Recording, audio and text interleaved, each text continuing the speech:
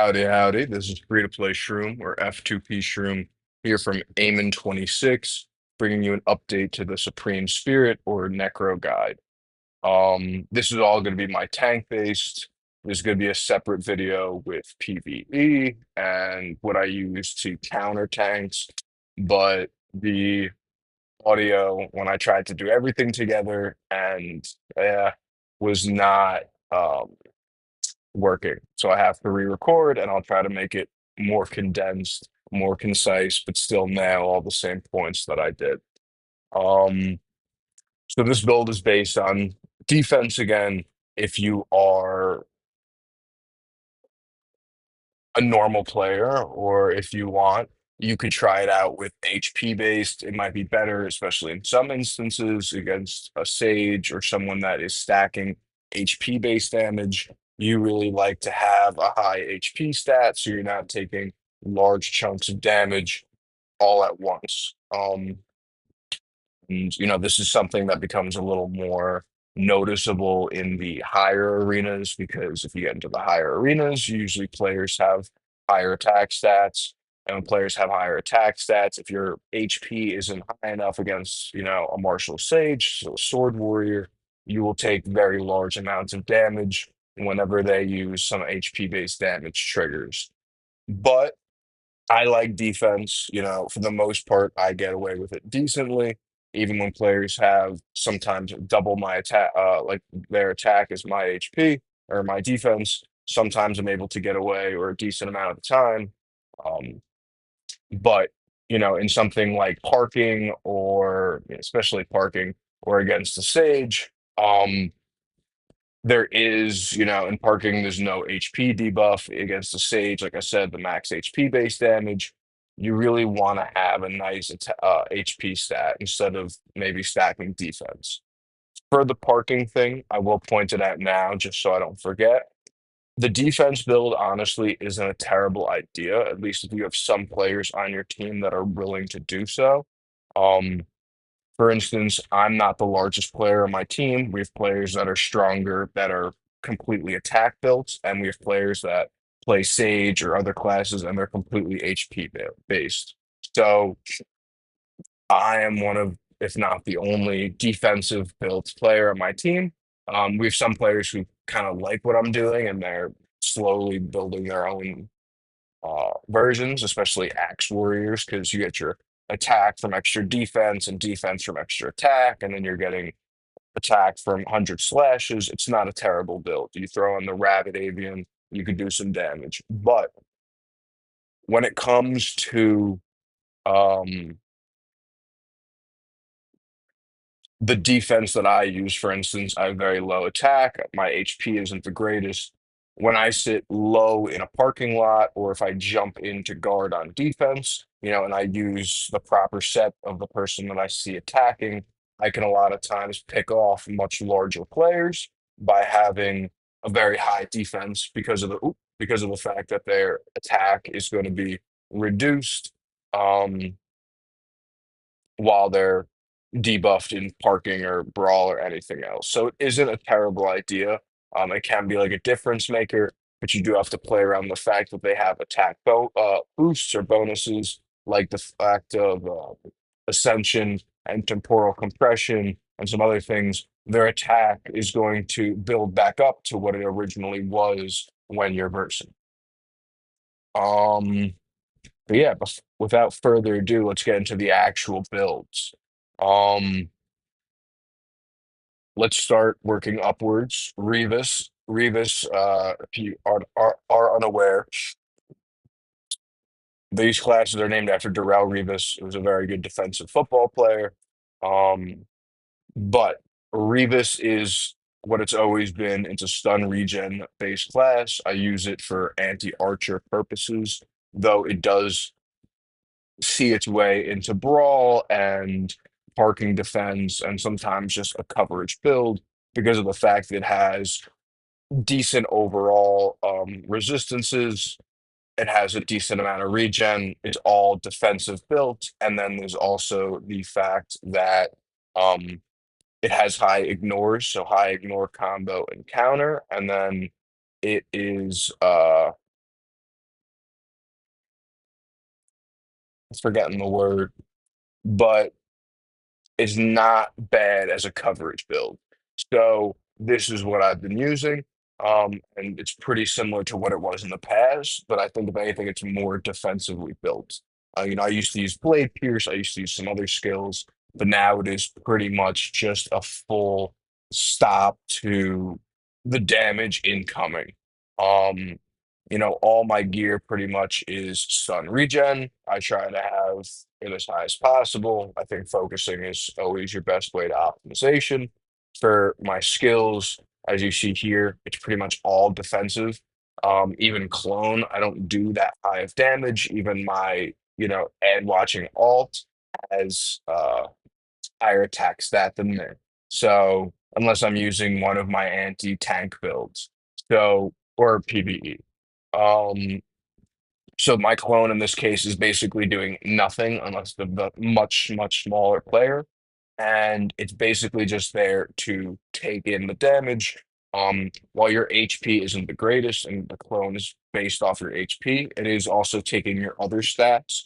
So if your defense is very high and they're doing very limited amounts of damage, it is pretty nice for the fact that your clone can kind of endure more damage.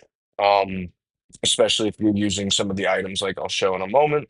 You know, once those items trigger or once your opponent's boosting effects clear and you're taking very limited damage, the clone basically just eats all of the damage. Now, not the best against something like a warrior who's getting more damage triggers or more counter triggers from the clone, and then not the best against a mage who doesn't care about your clone. He's doing AoE based damage. But against, archers, tamers, and um, even if you're able to stop the damage from an axe, at that point you're not caring about the counter triggers if you're able to just eat it, besides against a sage who's doing HP based damage. Moving on to the pals. Okay, so for offensive, let me before I move on there, offensive, you could very easily switch something out, use Blade Pierce, or anything else. Some people have the Blizzard mount in that case, or the frigid breath, frigid breath back accessory. So in those cases, you would like to use something for reducing your opponent's movement speed. You could use like thorny, I call it brambles, but that's not what it's called. Thorn thicket. You could use that. I mean, you could also use durian bomb, but it's so much slower. You're much better off using thorn thicket. And I already use the tipsy snail here, but if you wanted to, you could keep that in, throw in the thorn thicket. I mean, I don't think you would need to use the the rabid pal here, but you could, and just trying to reduce their effects based on some items. The same thing goes for what I'm currently using. That's why I use the snail in my back accessory. I'm currently using the Glory Glow with the Crown of Tides effect, and that is being based off of reducing enemy movement speed. It's going to reduce pal attack speed, and energy regen. So it gives you a bit of coverage against all the classes, but when you're also mixing that with, your Take It Slow and your Snow Sprite, you're really trying to just reduce their attack speed as low as possible. And then you're also disarming them. This is a stun-based build, trying to take as little damage as possible. Um, because it's stun, you're running the Fox. If you were not to run the stun based, if you were to run a PAL combo regen, you could replace the Fox, but I enjoyed the Fox.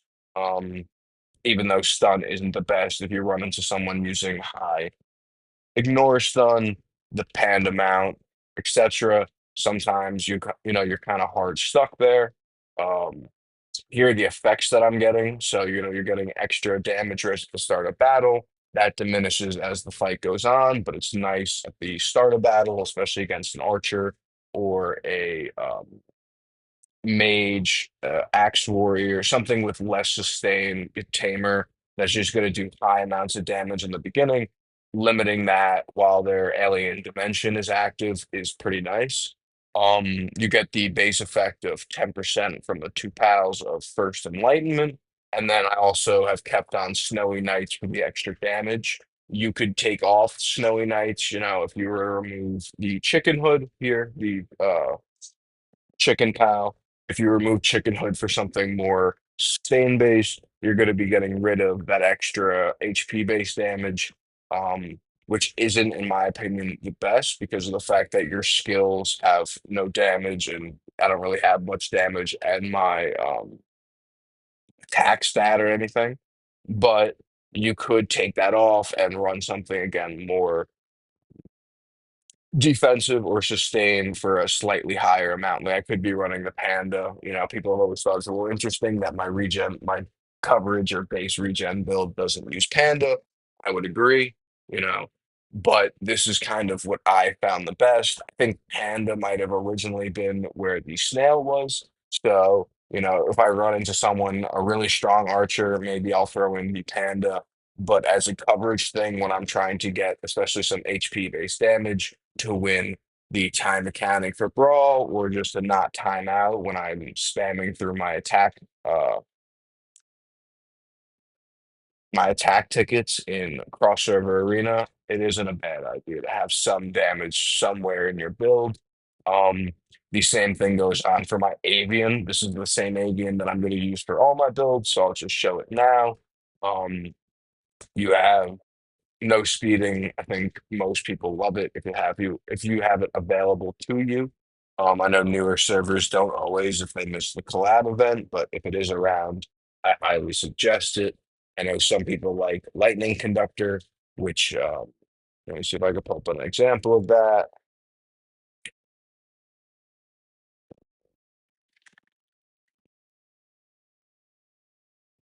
Why is it so hard to find? Lightning Conductor. So I know some people like this one because of the fact that you're going to be reducing their crit damage. Um, when they do basic attacks, which isn't a bad idea at all when you're versing a tamer, an archer, even an axe warrior, to be reducing their crit damage while they're bombarding you with all these basic attacks. Um, but if you're wondering what my avian direction currently is, I wouldn't say it's the smartest idea. This is what I decided to do.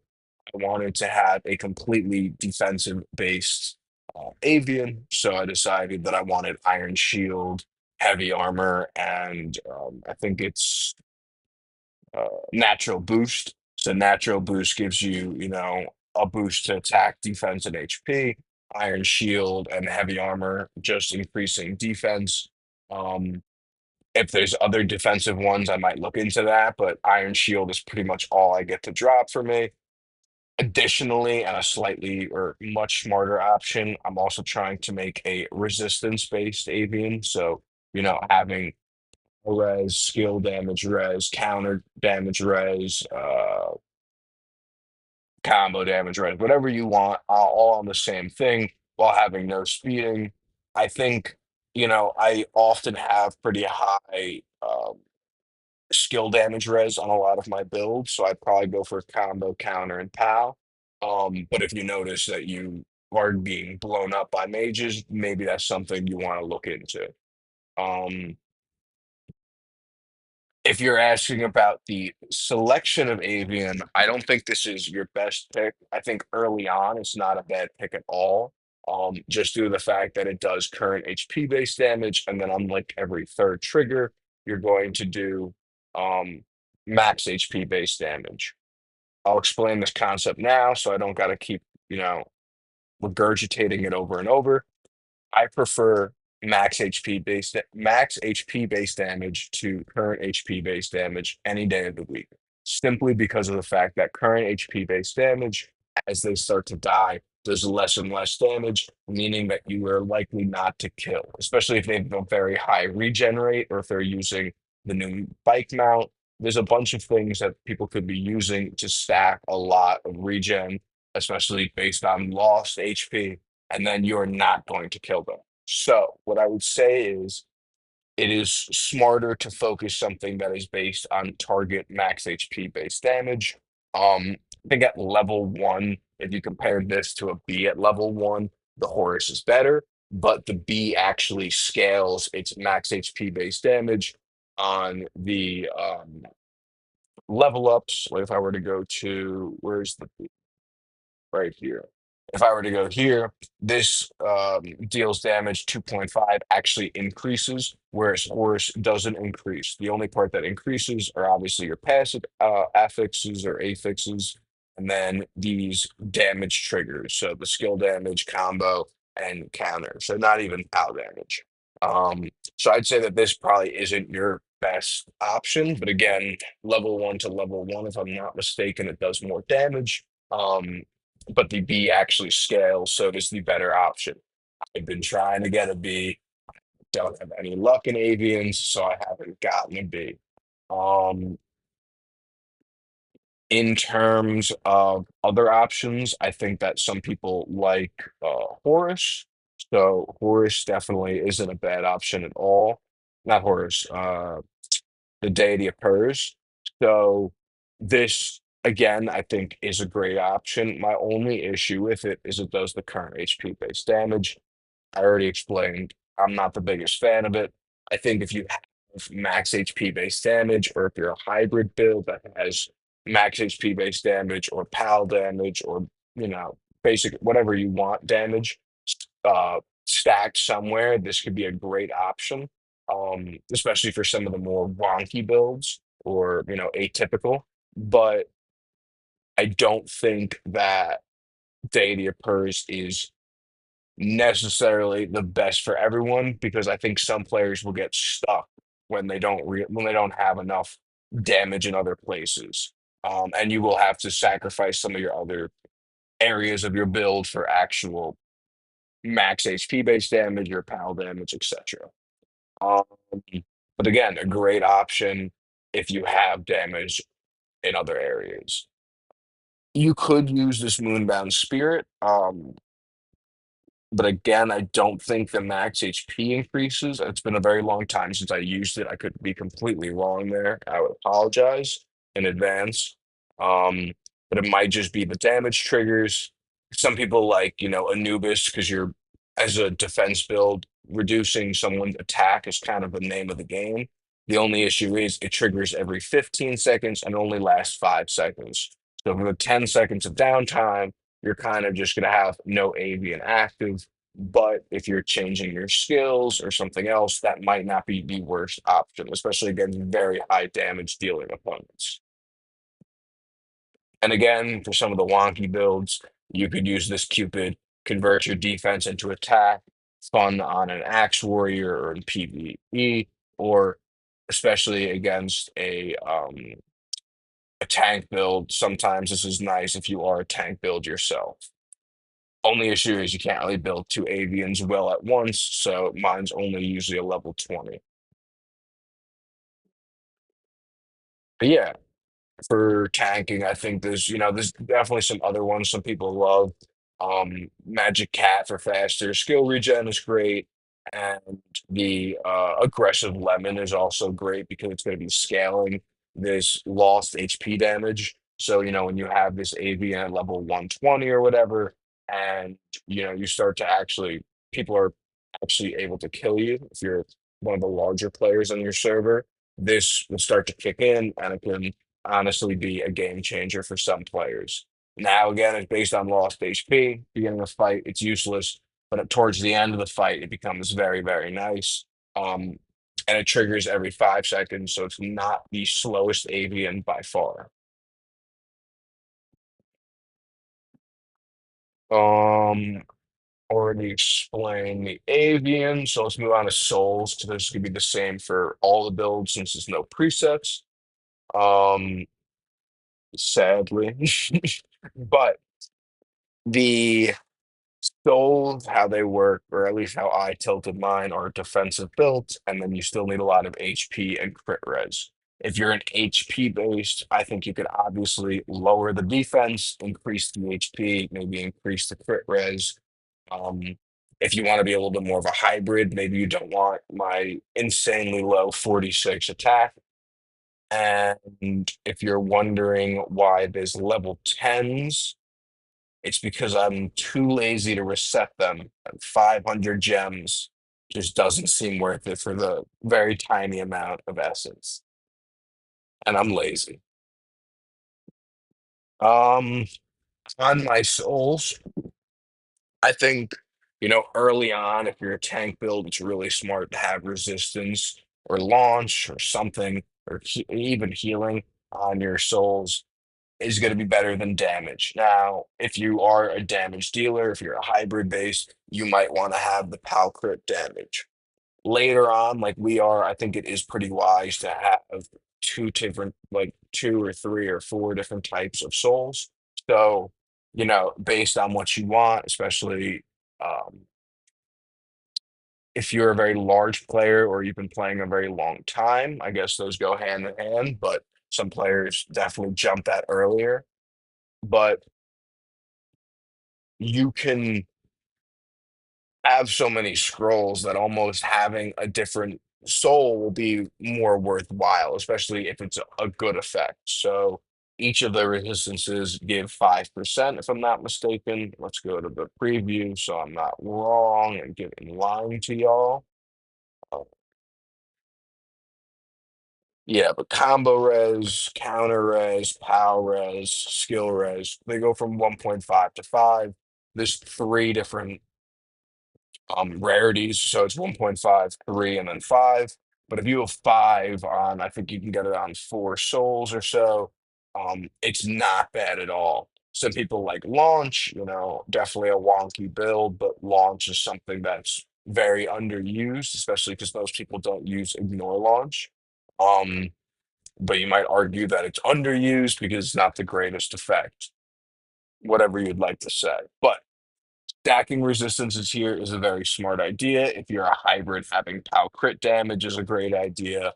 Um, Basic attack damage wouldn't be a terrible idea here either. And then again, I think it's smart to have multiple types of souls. If you have 5% POW damage res, 5% skill damage res, based on the way you configure your back accessory and the way you configure your artifact runes, you will kind of be able to cover your bases, especially even your event items. Like, for instance, I showed you I don't have a lot of counter coverage, but I have a lot of combo coverage, decent amount of PAL from my back accessory and skill coverage. So I might want to have counter damage res on my souls, especially because you people usually have higher counter damage multiplier compared to combo damage multiplier. So you almost want a little extra resistance, especially if you're someone that stacks defense like me. You could be one shot from that pixel sword if they have a high enough damage, if they're like a full damage sending, um, counter damage stacking, super high crit, and it's perfect. They could just one shot you or do almost all your health instantly. Moving on. Um, So for relics, it's really simple. I think you could swap this plume spore out for maybe some people like the potent spore. Um, I think the thorny spore is great and kind of underused because of the fact that most of the damage that you take is going to be during class skill. So having this on and reducing the enemy's class skill is definitely very helpful for reducing your weaknesses or covering your weaknesses. Um, but I tend to use the plume spore just because my damage res isn't the highest. I don't have the artifact that gives the passive damage res, and I don't play Sage, so you don't have the built-in damage res to your class. So I enjoy this extra 8%. I think with the 8% and the extra 3% that you get from the deer, you're at 11%. And while I think Sage gets 15%, you're almost equaling them. Now you're also giving up that slot, and they could very easily just put the same Sporon and have 8% more than you. But yeah, it's 15. So they could just put that Sporon, and then now they have 12% more than you. But it's a nice way to try stacking your defensive stats that you can't just build the stats. Um, my prayers are obviously defense. If you want to know how devoted I am to defense, I have two defensive statues because of the fact that one day I want to see all 99s, all 100s, whatever it is. So I have two defensive statues instead of a boss damage or anything else. It is a very dumb move, but a PvE push with Archer, unless I'm too lazy and I'm just pushing very small amounts, or if I'm just ping ponging, then I use my, or Snowland Trials, then I'll actually use my Necro for it. So I think that, unless I'm pushing super far, I'm going to be using combo damage on my prayers anyway. I'm not too focused on trying to demise my Necro PvE capabilities against bosses with extra boss damage, and then having to swap to attack damage prayers every time I go to the mobs.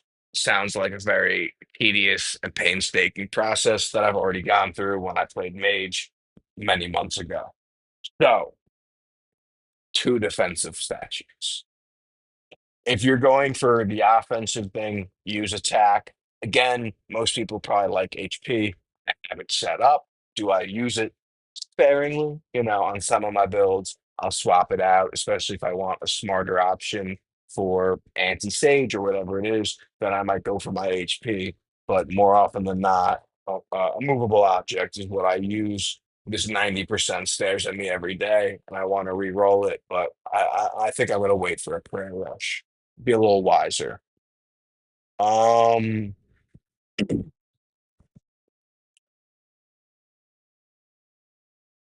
so just so y'all can quickly glance at this, we'll start from left to right.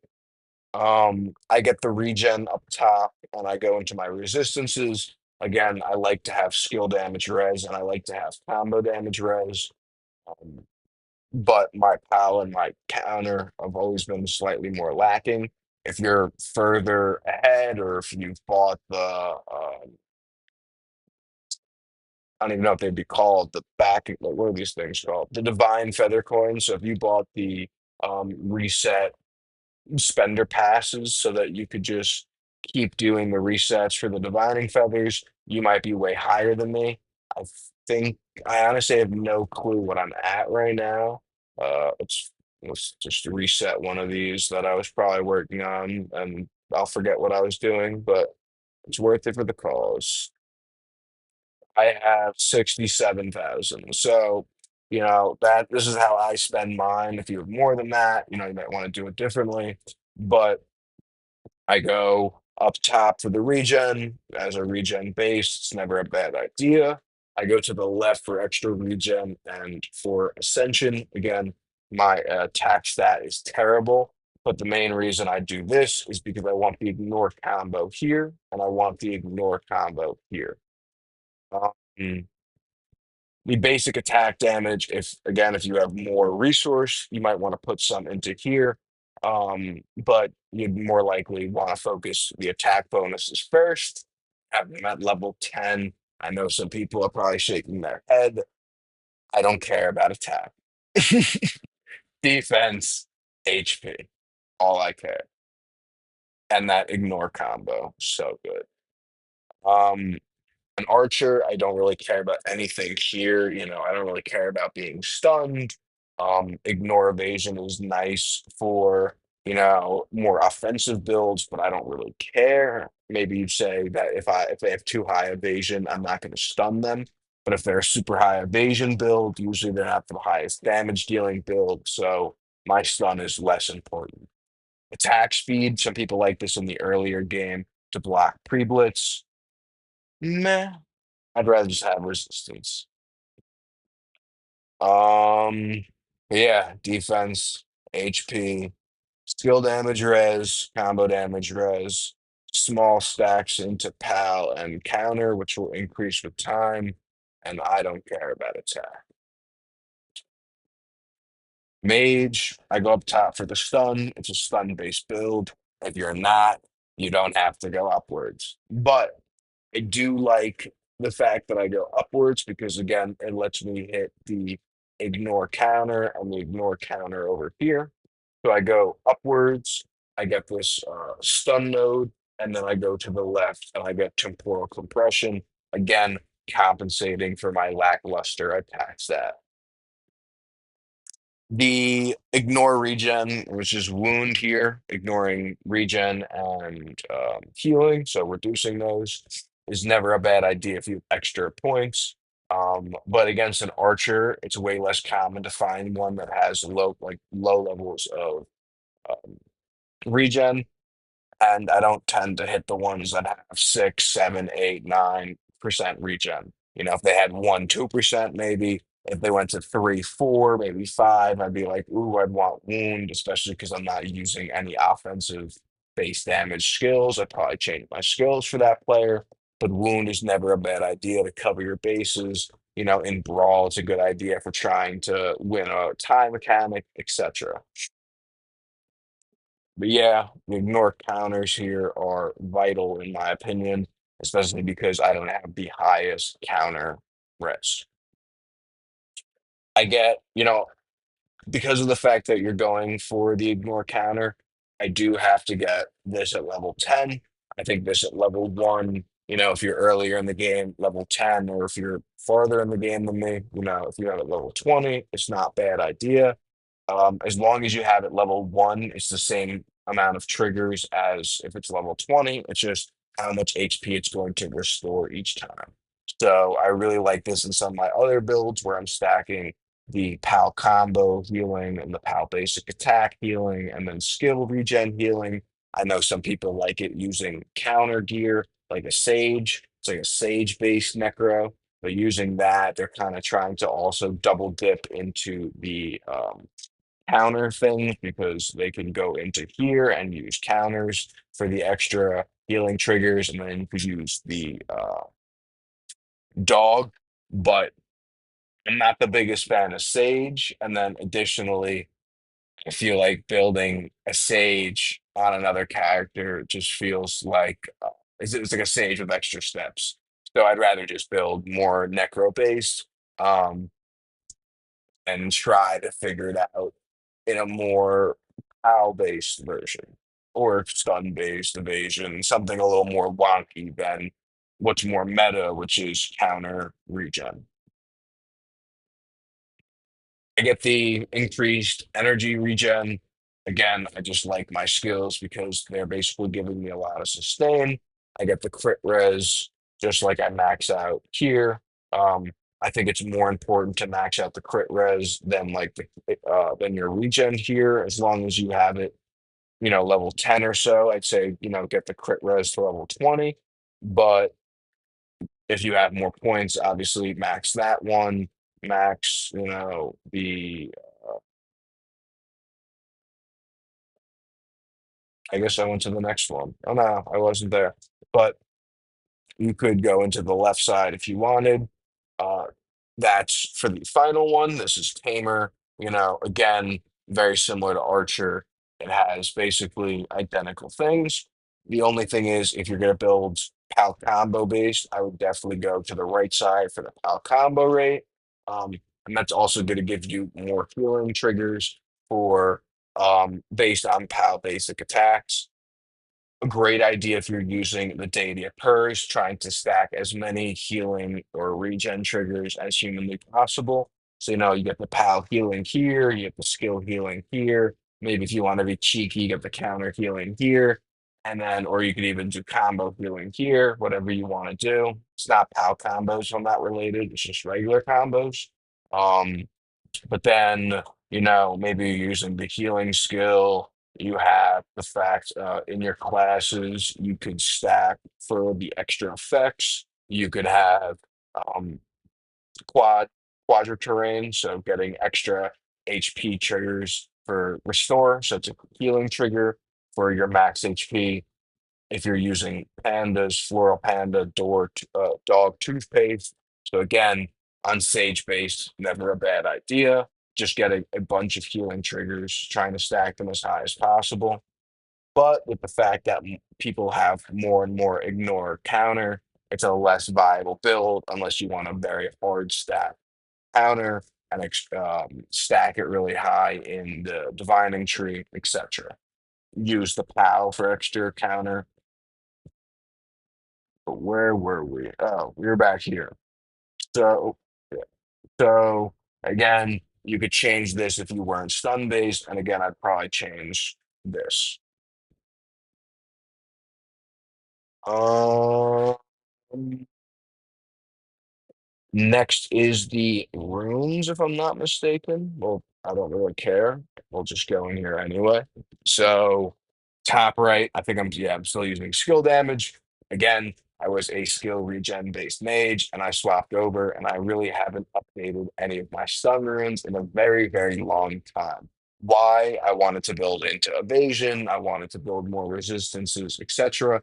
So I kind of forewent optimizing my stun and making it 5-10% better to make other builds and try to have variety and a lot of diversity so that I could try countering a bunch of different classes.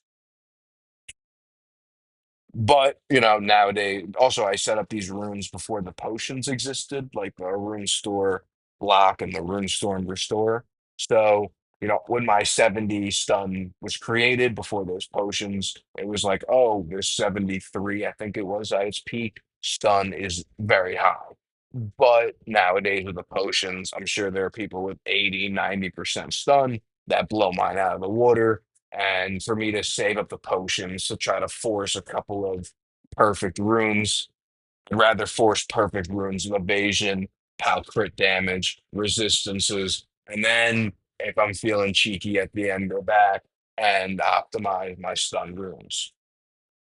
So again, not the best stun runes. I apologize to anyone who loves their min-maxing, but it is stun as the focus or attempted focus back then for the potions. Um, on the sub affect. If you also wanted to, you could use combo damage res. If you're using like PAL combo regen, maybe you want high combo damage res, or you just want high ignore combo in the divining tree and the back accessory, just trying to limit any combo triggers from pals or archer. I'll just walk on through these combo damage res. This one's not terrible for the stun. This is one I rebuilt later on because it used to be um like the Gale Force or whatever it's called, Furious Gale. So combo damage, global combo damage set bonus. So when I eventually got an Iron Wall one, I did change it out. I think I didn't use potions on all of them, so it's only 6%. I think I missed like one or two triggers, and I probably went to the PAL damage, as you see above. It's like orange or whatever color that is. Um, but the this is one that I made somewhat optimized later on. Um, this is one that's not optimized at all. Even the set bonus is terrible, but I only really cared about getting the 4 set bonus of crit res. So this one's crit res bonus, and then obviously stun on as many of them as possible. If you're wondering, I only have 27% stun, and that is definitely nowhere near the highest value you could have. Next is Awakening slot. Simple. Defense, love it. HP, much higher than usual. This is because I often use this set in Brawl, if not using other sets that have higher built-in HP, unless I'm specifically trying to put myself against certain players or I have faith in one of my builds, etc. But because of the fact that the HP mechanic is based on the final remaining HP of both players, that means that, even if let's make an example, have 100 billion HP, you have 300 billion. I do half of your health and you do zero of my health, you're going to win because of the fact that at the end of the fight, I have 100 billion HP. You did 0%, but you still have 150.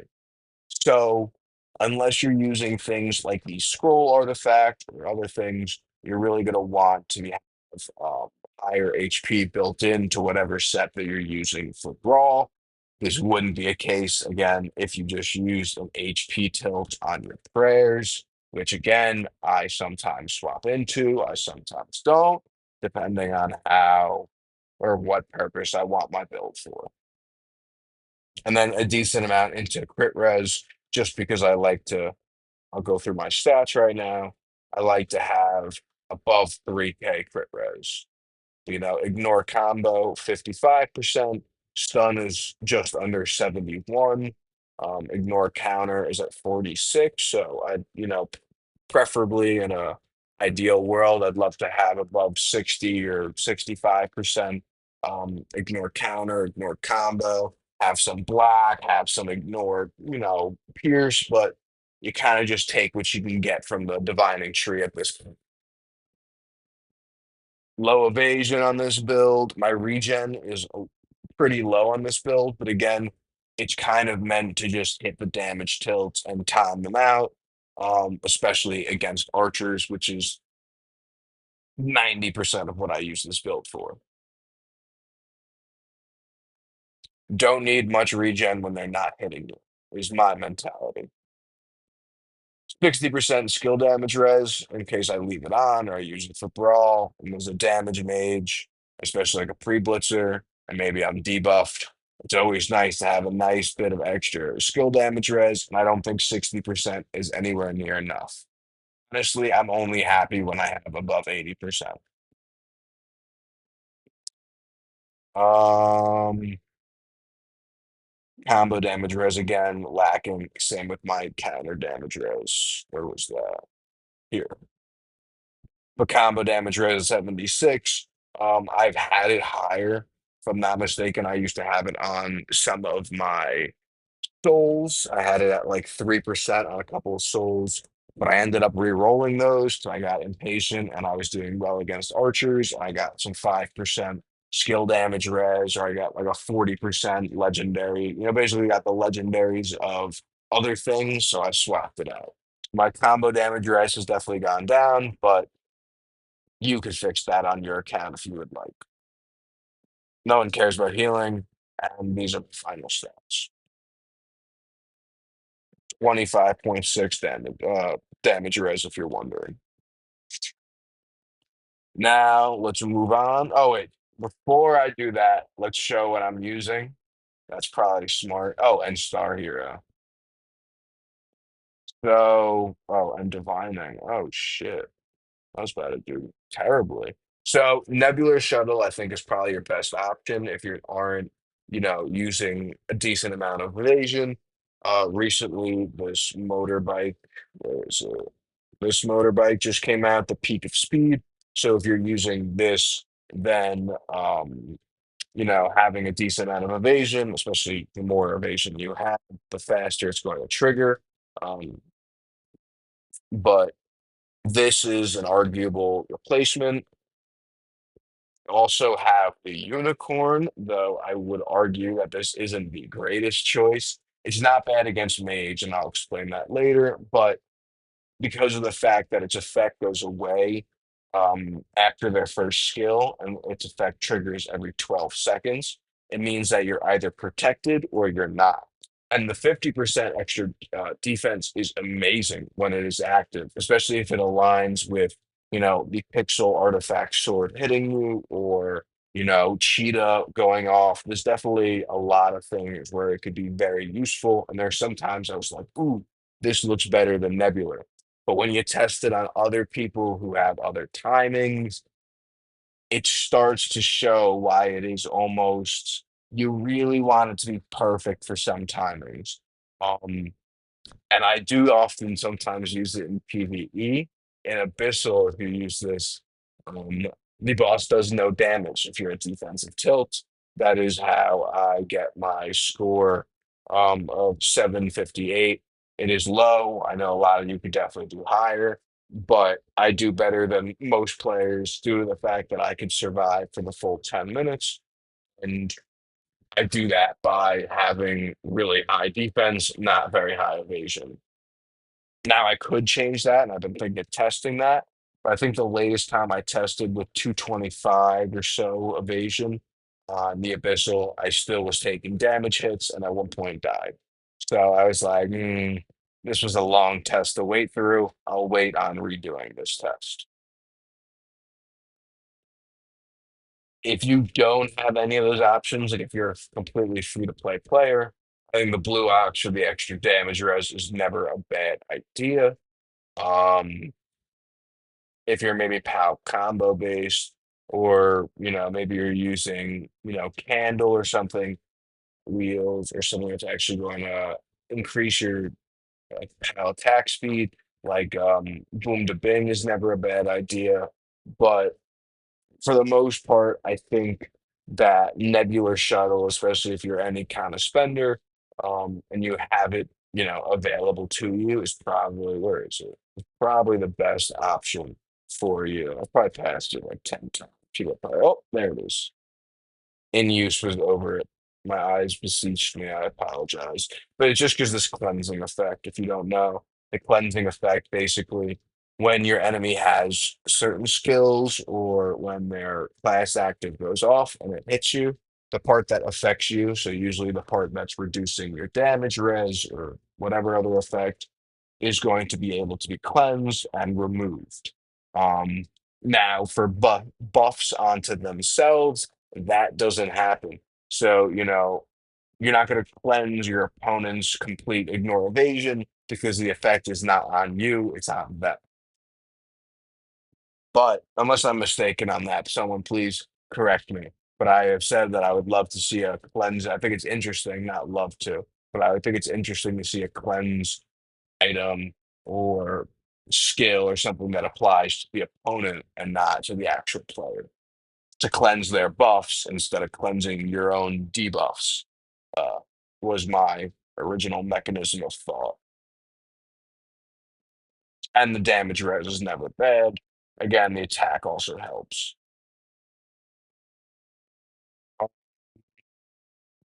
Artifacts is always what's available to you if you have nothing. Obviously these are way more limited items.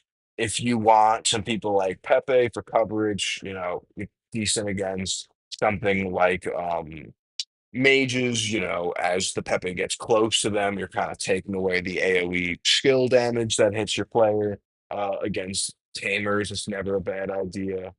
Um, Against my kind of build, defense, the Stucky chainsaw or whatever it's called is not never a terrible idea.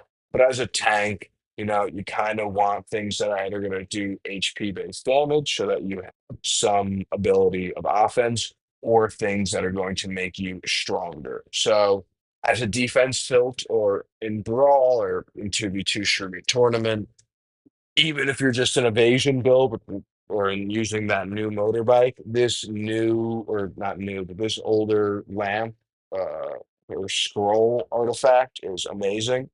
Um, as a defense build myself, I almost always have lower HP and lower attack, so both of its effects pretty much always trigger for myself.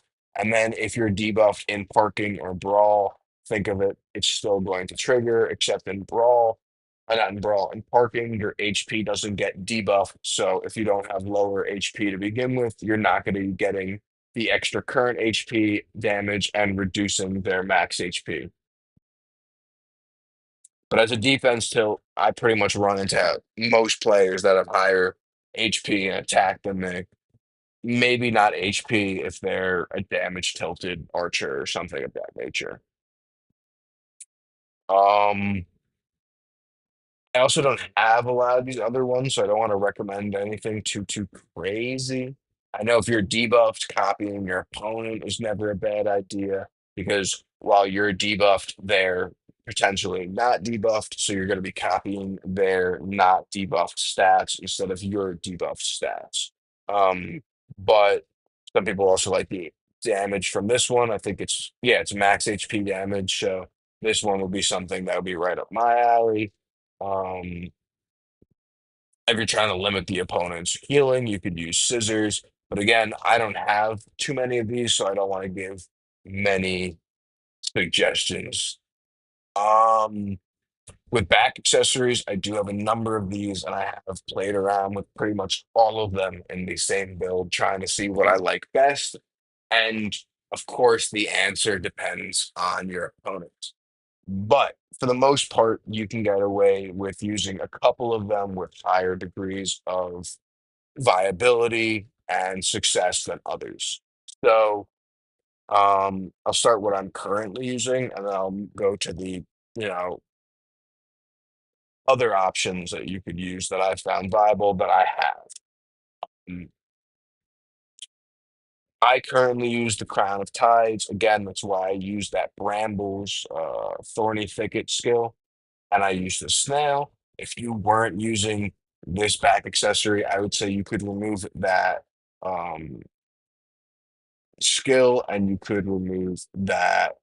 Uh,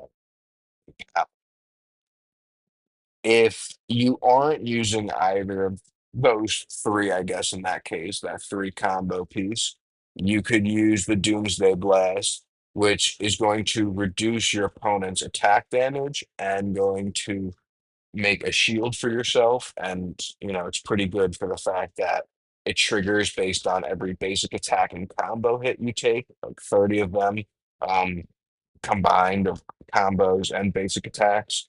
So if you're versing an archer and they're doing, especially if they're using clone and they're doing a super high attack speed, like pretty much every archer does, you're going to trigger the shield constantly.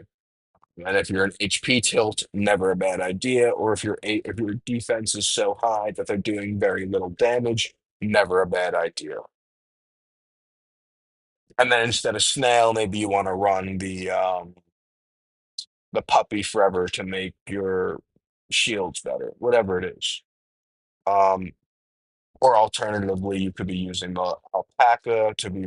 Let me show these. You could be using the alpaca to reduce the attack damage of your opponent. Same if you're around for the rabbit event. There's this burglar, the mushroom burglar, increasing your own attack and the opponent defense. I really like this one because again, I have low attack and I love decreasing opponent attack. It's perfect for a defensive build, especially when ascension and temporal compression and other attack bonuses start to build up. You really want to have a nice amount of defense. I already said you could use Panda, and that's probably what a lot of people would use instead. Puppy Forever, if you're stacking shields, is never a bad idea. Um, some people like to use the Health Laying Feather for more HP damage, but again, it's current HP, not max HP. I'll explain why I hate that. Um, the rabbit is never a bad idea, Benny. So, he's has a pretty good chance because your Necro is 36 instead of 30 to launch. And if you have some launch stacked up, or even if you're just using this PAL, um, it could deal a pretty quick amount of launches pretty fast, especially I think it also triggers on combos, if I'm not mistaken, because it's Benny's attacks. So if I'm not mistaken, it's the basic attack and a combo if that hits, because it's the second bullet can trigger it as well. So never a bad idea on a PAL combo based build. Um, Oh, underrated, I think, is the mushroom, not the mushroom burglar. Where is it? The um mellow cloud. While you're increasing opponent attack speed, which is never good against a tamer or a archer, unless you play warrior, it is very good to reduce the opponent's final damage. So, I love this PAL sometimes against archers, but definitely against warriors. Increasing a warrior's attack speed really doesn't increase their damage output, but what it does do is reduce their final damage, which again, warriors have usually an insane amount of final counter damage.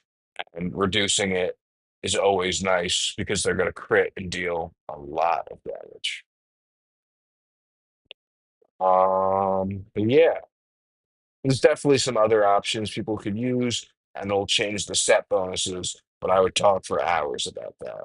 And we're trying to make it concise. Trying to make it concise. Um, so yeah, if you weren't using that, like I said, you could be using this Doomsday Blast. I'm not gonna look at the actual name. I'm lazy. I apologize. You could be using the Abyss Mirror, especially if you're PAL combo regen and you want the faster um,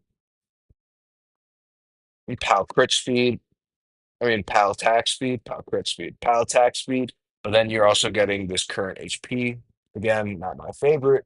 Um, but reducing their energy speed, HP regen, attack speed, PAL attack speed is never a bad idea. Sadly, it's only 10%, and the increasing your PAL attack speed is RNG.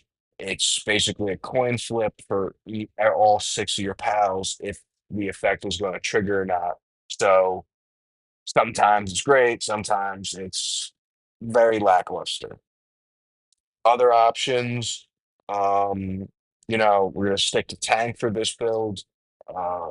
Anything available to you. I know some people don't mind the Phoenix Frost, especially if they only really notice they're taking massive damage from, pre-blitz or being chunked from the pixel sword. I know some people, especially larger whales, sometimes enjoy the Phoenix Frost. Um, I have used it sparingly. I usually prefer other options, but it's definitely not a terrible option um, for blocking 30% when exceeding 5% damage. Again, against a mage or someone using certain items like the Pixel Sword artifact, 30% of your damage can happen over 5% of your max HP can happen very easily. So blocking 30% of that max HP can sometimes literally save your life. Um, don't look back. I love on evasion builds, but this is an evasion build. I think this is Alien Dimension, so Smart Cruise is great for blocking 30% final damage. You're also getting more energy regen and faster power attack speed and more regular attack speed, which is, I guess, always nice, except against warriors. Only issue is it reduces as the fight goes on, and as a defense or tank build, usually you're either stalling someone, timing out, or killing them a minute in or so. So having your effects drop off every 12 seconds by one third is not the best. Tigerback, I think, is one of the best for offensive if you don't really have any other options. It does max HP based damage, and especially if you're stacking enough max HP based damage elsewhere, or you're taking a lot of damage, like your HP build, so you're taking a lot of damage, but you're constantly regenning very large amounts of HP. This Tigerback is pretty nice. Um, for a defensive build, Angel Wings, honestly, I've used these before, and on some builds, they aren't bad at all, especially if your defense is higher than your opponent's until something like Ascension or Temporal Compression builds up.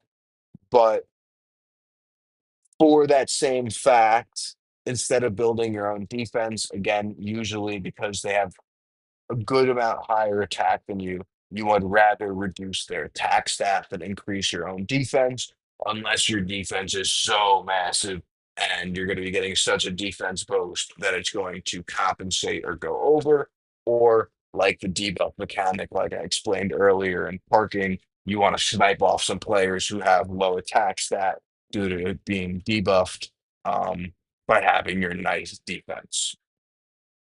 So Chrono Reversal actually literally does that. I've used it before I got this Doomsday Blast, but the Chrono Reversal has the thing where it's going to reduce their attack, like their different reses, so skill damage res, pal damage res, combo damage res. Not really caring about that as a tank, but reducing their attack is very nice. And after 20 seconds, it all basically uh, both of the effects I just named go off. So you after 20 seconds, you get that nice reducing attack on your opponent. And while that's not as large of an attack boost as they're going to get when they have something like full stacks of temporal compression or ascension, if they're debuffed or if your defense is just much higher than their attack and you have nice damage res and combo or counter res, it is going to be very nice as a counter. Quickly moving on. Holy, I could yeah. Divining. What I use in divining is I try to focus, ignore counter, ignore combo. I think alternatively, you could very easily stack ignore Pierce, which would be great against people stacking Pierce, just because that's going to be removing damage res. You don't have the built-in damage res to your class from, like, you're not a sage, so you don't have the built-in damage res. So, never a bad idea. Why I went with ignore combo, ignore counter. Ignore counter is going to help against warriors, either sage or axe, which is never a bad idea. There's a lot of sages, and with the new pixel or artifact, pixel sword artifact, there's a lot more axe warriors running around. Um, and then ignore combo is going to cover your bases against tamers and archers. So having both of them decently stacked is never a bad idea. The only thing that you're kind of leaving yourself susceptible to is people that have, 130 or something crazy of combo or counter. They're still going to be able to have decently high trigger rates of combo and counter. And then additionally, you're not really doing that much against a crit and skill damage. Um, in a recent announcement, they said something about ignore skill crit, and I hope if that occurs, that they would only do that if there is actually skill crit being able to be built. Same with ignore stun. If you're going to add that, in my opinion, you need to add stun so that it is more fair, especially since ignore stun can be built higher than stun right now. It should be added at much higher values than the ignore stun to compensate, or that should be fixed in other areas. Um, but ignore crit is also something that I've played around with. I just don't think you could stack it as high unless you're full sending it. And I honestly got the ignore combo right here, and then quickly got the ignore counter and another ignore combo. So I went with the ignore combo, ignore counter route. I think eventually I will play around with ignore crit, especially if it's possible in this universe path.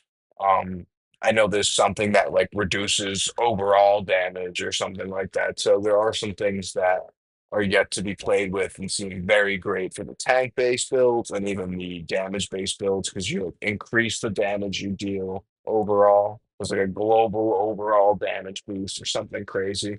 But yeah, I think there's some options here. If you're an evasion build, stack evasion.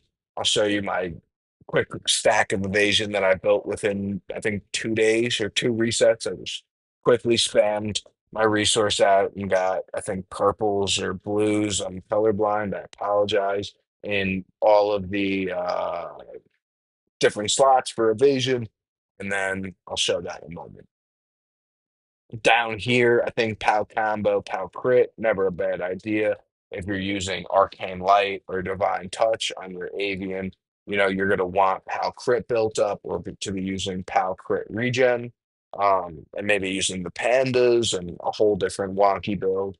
But for POW combo based, usually you want a decent amount of POW combo and then having POW crit, even if it's just small built up over the course of an entire fight. The extra triggers from Arcane Light or Divine Touch are never a bad idea. Or if you want to be a hybrid and have actual damage from your POW crit damage is pretty much always way higher than your POW combo damage because it could be stacked way higher and actually could be built on runes and in the awakening slot and souls, etc. But it's good to have both PAL combo, PAL crit. You want PAL ignore evasion. That's also amazing to have here. And this is something that's going to be very needed for any kind of offensive necro build, honestly, because it's going to be very easy to counter PAL ignore evasion. Um, their pal's regular ignore evasion unless you're hard stacking it or play tamer and it's built into the class skill. Um, so I guess ideally you'd want pal combo, pal crit, and pal ignore evasion. Also, if you're playing a wonky counter like a Sage-based Necro, or you're playing combo-based, you could have combo or counter here to try to compensate for the fact that you don't have it built into your class. And then again, I would use the PAL, I would have it on my gear, etc.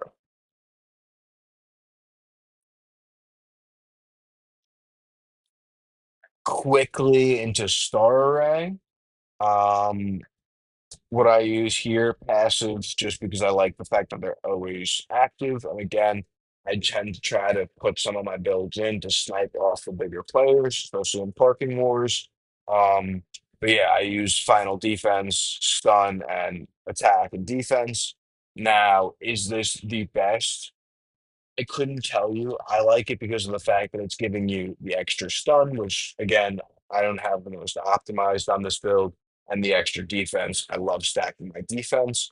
If you're a person who is using the puppy forever, or even honestly in general, and as an HP build, you might definitely want to use something else. Like I'll show my other builds that use puppy forever. They use the shielding based, and in that case, I usually use this clock guy, and I could just look their names up instead of being lazy. This clock guy, the defender of order, usually in the first slot because it goes off every 14 seconds. Um, and then I usually use this Guardian Paladin, the Knight of Light, to regen. Now, you could use it to in the first slot, and it would make it a slightly slower skill. Yeah, I guess a skill. Uh, and the shield would occur 2 seconds slower each time. But this would also reduce their attack stat for 2 seconds for every basic attack while that shield is active for 5 seconds. So it's not a terrible idea, but I also really like the fact that you could regen lost HP, which helps when people actually start to break through your defenses and actually do damage.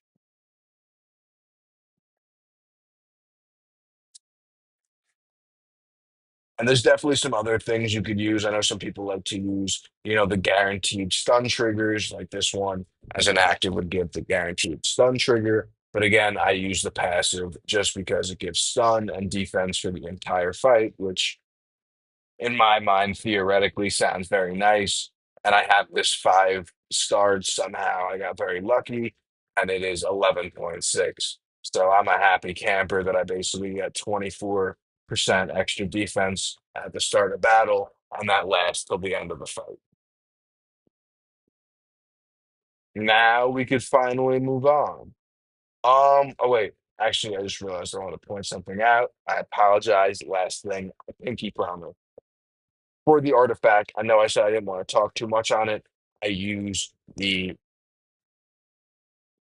Thoth or the Hermes staff, whatever this is called, but it has the Serpent Frenzy, and reducing the damage res is never bad for a hybrid or a damage based build. I don't care. What I care about is the fact that every 5 seconds, this ability that is going to regen some of my health. It's not a lot. I don't deal a lot of damage, but it is some extra healing. And again, another healing trigger, if I'm not mistaken. Um, the Umber Curse that triggers every 2 active skills is going to deal max HP damage. I love it. Going to reduce their HP regen, attack speed, energy regen, power attack speed. Sounds lovely in my mind as an overall coverage and somewhat damage dealing artifact. Gives some healing, reduces their attack dealing, their healing, and their damage rates. Never bad. Also, my only other option is the Divine Champion, which is basically completely offensive, and I don't care too much about this one, besides for PvE. Now we can move on. So, now everything should be a little quicker to show. This will be Rivas Mage. So Rivas Mage uses the same exact skills. I mean, the same exact star hero, but you could switch it. The only reason I don't like shielding here is the fact that mages have the shield breaking ability built into their class skill, which means that your shield is kind of useless unless you're reducing their class active and you're doing a bunch of other things, which I've been playing with. But for right now, this is what I have as my star heroes. The difference in pals again. I'll point this out now. Pal, Tamer, and Mage have higher attack stat than Warriors and Archers tend to have. So because of this, I really like things that are reducing the attack stat of your opponent for mage and anti-pal. So what do I use for anti-mage? I get rid of the snow spray because my skills are a little more offensive, so I could usually kill, especially if they're a pure damage mage with no regen. If they're a regen based mage, I have a build for that. I'll show that in the other part of this late game build walkthrough. Again, I use the deer. Um, and because I didn't show earlier, I'll show this now. These just give me extra defense. Ooh, little glitch going on down there, but give me extra defense and regen. So the only other ones that I would think are nice are if you're going to be a POW crit based build, having this battle pack for the extra POW crit, definitely not a bad idea. If you're trying to be an offensive kind of person, maybe enemy bound. Um, B stance is never a bad idea for trying to increase your power attack speed. It's going to increase, the healing on the basic attacks, the healing on the combos, etc., etc. But I find that I get a little more use out of stacking defense and the very small amount of regen. If you're looking at that 6% regen and your eyes are bulging out of your head thinking, whoa, 6% free regen, it's not 6% free regen. It is, from what it seems, a 1.06 x times multiplier to your regen. Basically, imagine you have the teeniest, tiniest panda, but applied to your end regen, if I'm not mistaken. Now, obviously, the effect and the use of this teeny tiny panda get stronger as your regen is higher and higher of a stat. So I think that is when it is very more viable. But again, it's a teeny tiny boost that is likely not making a difference compared to Sage's built-in shielding, damage res, and healing. We're kind of out of a disadvantage there. Beast Hive Mind I only use for anti-tank and PvE. Okay, going back to where we were. So you could also use the alpaca here to double stack with the mushroom burglar.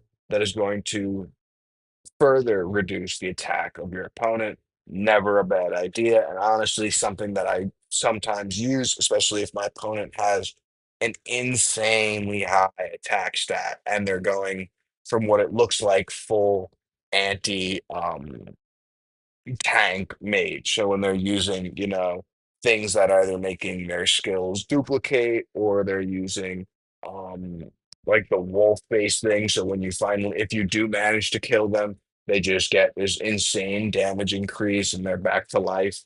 Um Sometimes you would rather be reducing their actual attack than having, this extra healing built in or the faster regen or whatever it is. My skills, again, a little more offensive, but because of the fact that I am using the um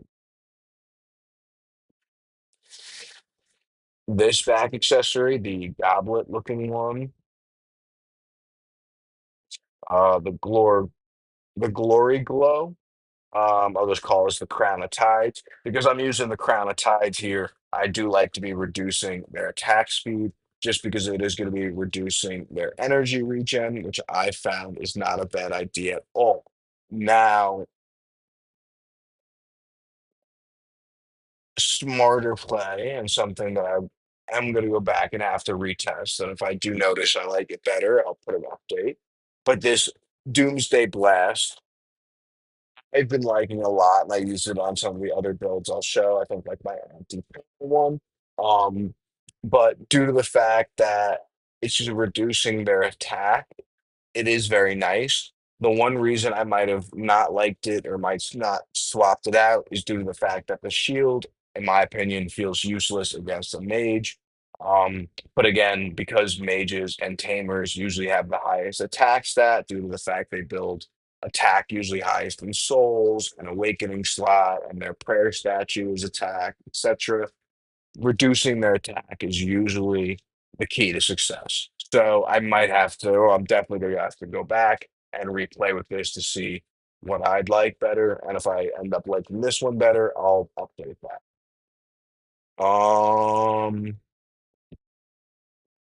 But I'll go back into event items in a moment.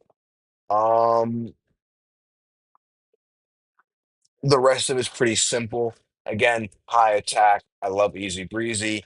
This even comes on to, I think this is on almost all of my um tank-based builds, maybe not anti-sage, but due to the fact that actually they even might be, due to the fact that you're reducing their attack as a defense build, sometimes is perfect. It can mean that you're taking little to zero damage for, in this case, it's 5 seconds, but when you have the 5 seconds, and then maybe you have your blitz trigger, or maybe your event items are reducing their attack, it all starts to make the difference over the course of a fight. And it's a pretty quick casting skill. Every 15 seconds, it's active for every 5 seconds, so only about 10 seconds of downtime. I get my regen. Again, I don't like shielding against a mage. Against another class, shielding wouldn't be a bad idea. Blitz and disarm are kind of useless. Clone useless. Um, and yeah, I mean, if they have a baby tiny amount of regen, I might go for Dragonic Resonance just to get more HP based damage instead of just having Blade Pierce and my Avian. But this just tends to be what I run. Yeah. Um, for the awakening, or yeah, the awakening scroll slot, as you see here, it is much higher defense than the one I just showed, lower in the HP, and then I don't really care about crits res because I mainly only use this against mages. So um and honestly, sometimes a lot of sages will run in and try hitting this and they don't do so well, but they're not using crit. So I find that I can get away with smaller HP, but still I need it high enough where I'm not getting pre-blitzed or massively chunked at the start of battle. I need massive defense, to cover myself. And I should probably put this up one. Oh, look how nice that is. And then my level 4 attack, which is pitiful. Um, do you know what? I don't care about attack. Moving through my back accessory talents. Um, I go upwards again for regen. I max out skill damage res. I also have max counter damage res because of the fact that originally I used to use these builds like my warrior, anti axe warrior, and my anti mage were one set. So when they split into two different, more optimized sets, I noticed that my artifact runes and some other things kind of still lined up. And at this point, with the amount of feathers I have, I could pretty comfortably max out two of the resistances. So what I chose is skill damage res and counter damage res. I get my regen. I think the crit res isn't too important, except for coverage when an archer, an axe warrior, a tamer hits you. Maybe there's some kind of new emerging skill crit, regular crit mage that I'm unaware of, but I haven't seen them since month 3 of the game coming out. Um, upwards. And if you're wondering, this one does have more attack because I do like to use this one more offensively again against um, full damage tilted warriors and mages. I do like to have the extra attack so I can actually kill them. This is something I use in cross arena when attacking folks, um, and in parking more when attacking instead of sitting on defense.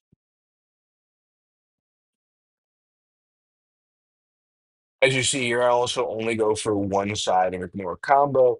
Again, if I'm going to be ignoring combo, I'm going to be using my regular Rivas.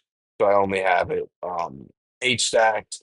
And because of that, I also don't get this ascension boost, which some of you might want to change, especially if you want it to be a little more offensive. This wouldn't be a bad idea, covering your weaknesses by having the 40% total ignore combo.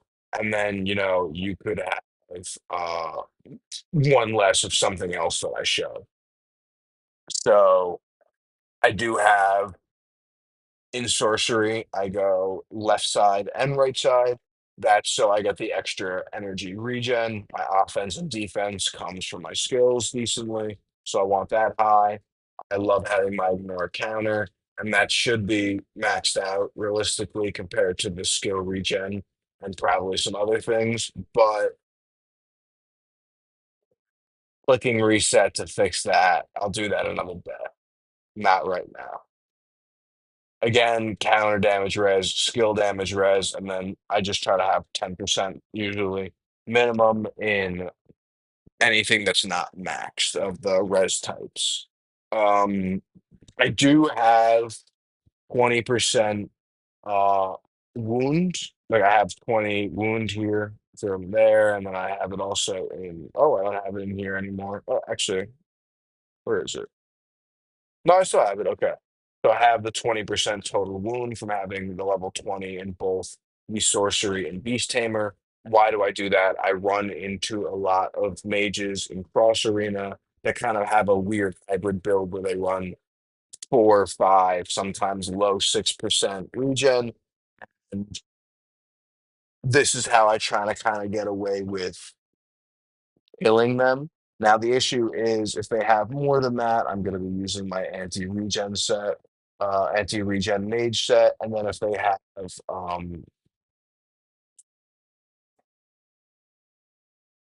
less than that, the wound really isn't too important. So I feel like, for optimization purposes, if you're only going to be going, if you're just trying to time out, you could scrap the wounds, and that would definitely probably be better usage um, than the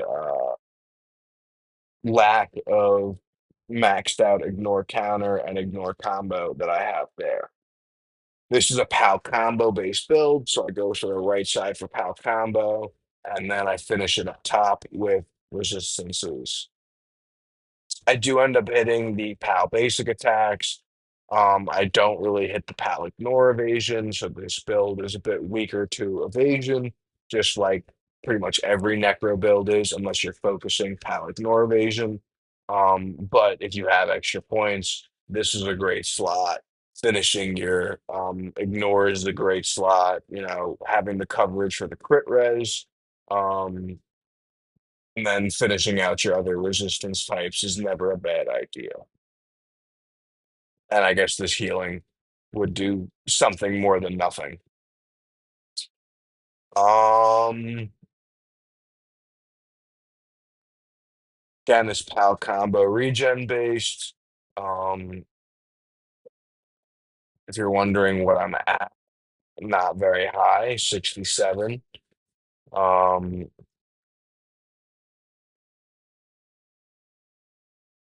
I wonder if that's because my divine. No, it should be higher.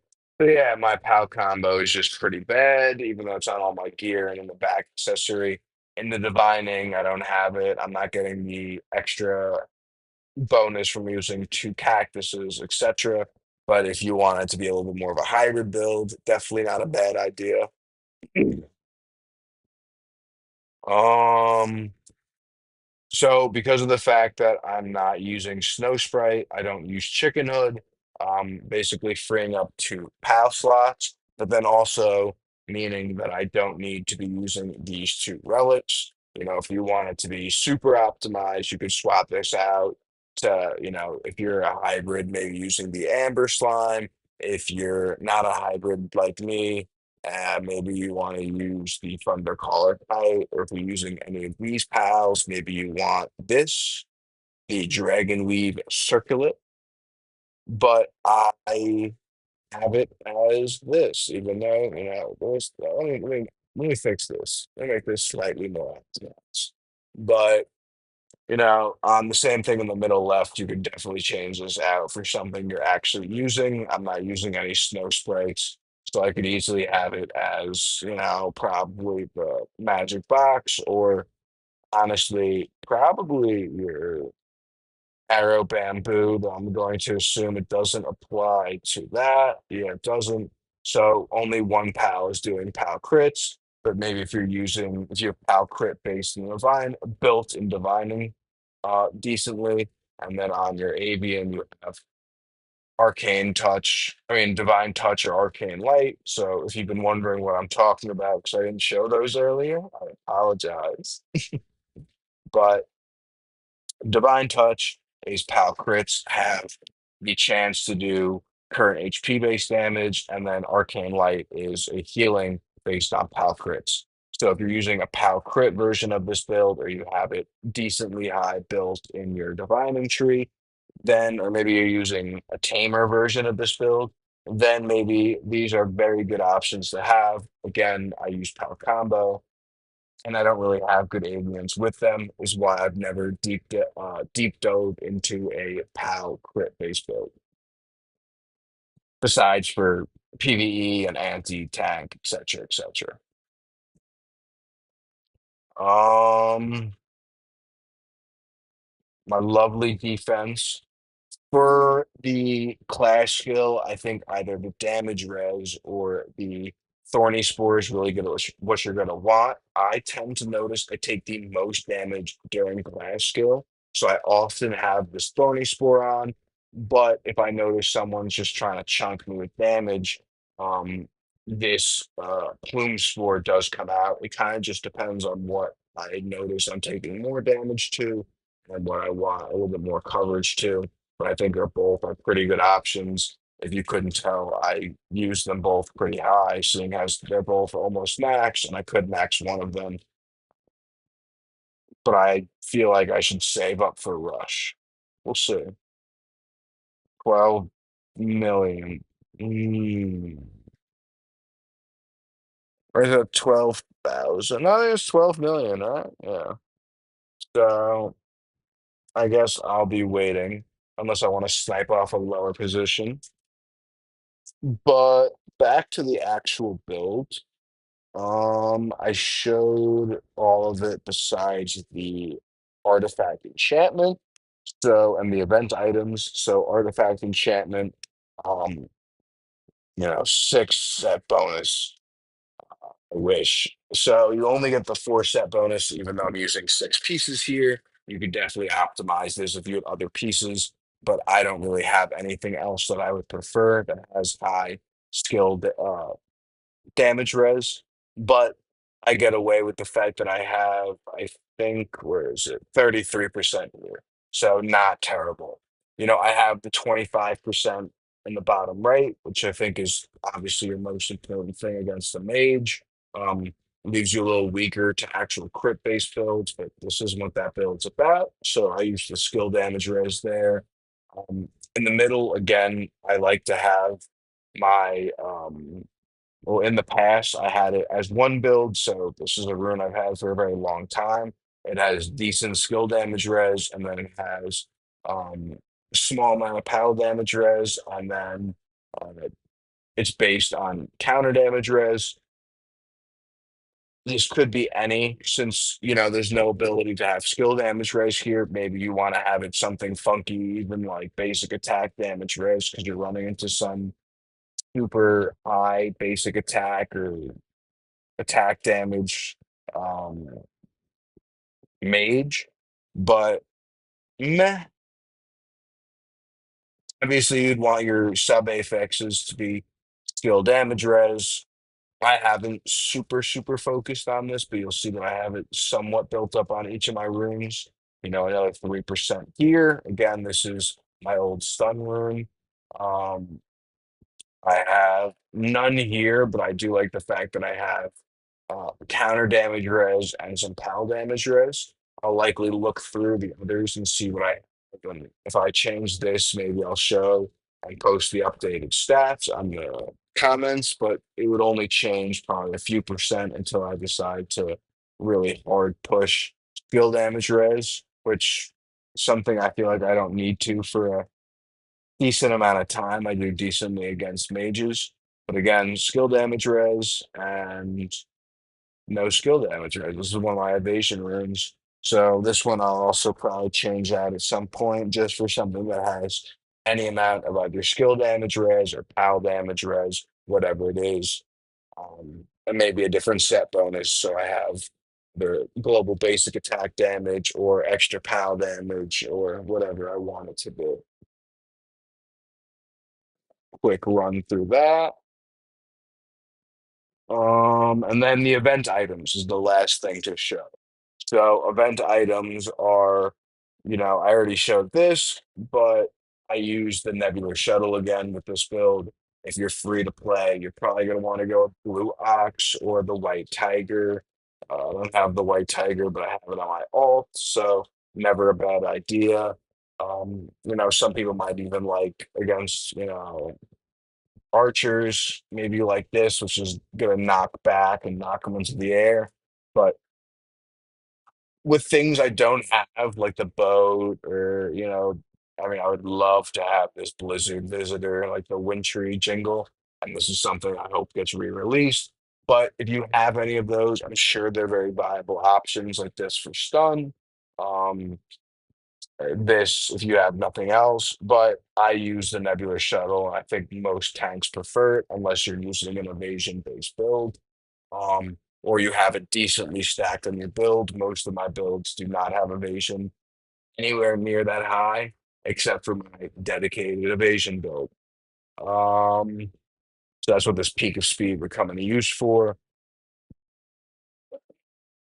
Trying to see what else. Oh, the unicorn. How could I forget? My favorite. So you could use this, especially against some really high damage dealing mages. You'll be surprised in the fact that reflecting a skill, A, gives you a little more offense, which sometimes gives you more defense due to the fact that you deal more damage, so you kill them quicker and you don't gotta live the entire fight and take all that damage the entire fight, but you'll also negate the damage if I'm not mistaken, and that's when you have your defense.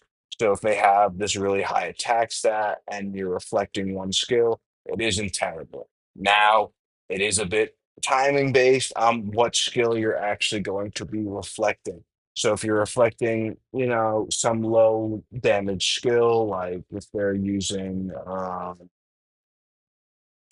maybe they're using some kind of weird build and they have Thorn Thicket, you're reflecting 315 damage, useless. But if they're super high stacking, this star array skill, or if they have a really high level of the red skills, then it becomes very nice when you reflect it to not have taken that damage and also have built it back. Um, They'd have to investigate to see if it's you're reflecting the same amount of damage or you're reflecting their skill damage and their skill bonuses based off of your attack stat. But it seems like you do a decent amount of damage, and I have a very poor attack stat, which I'll show in a moment. So I feel like it could be a little more powerful than some people think. But again, I'd have to further investigate that.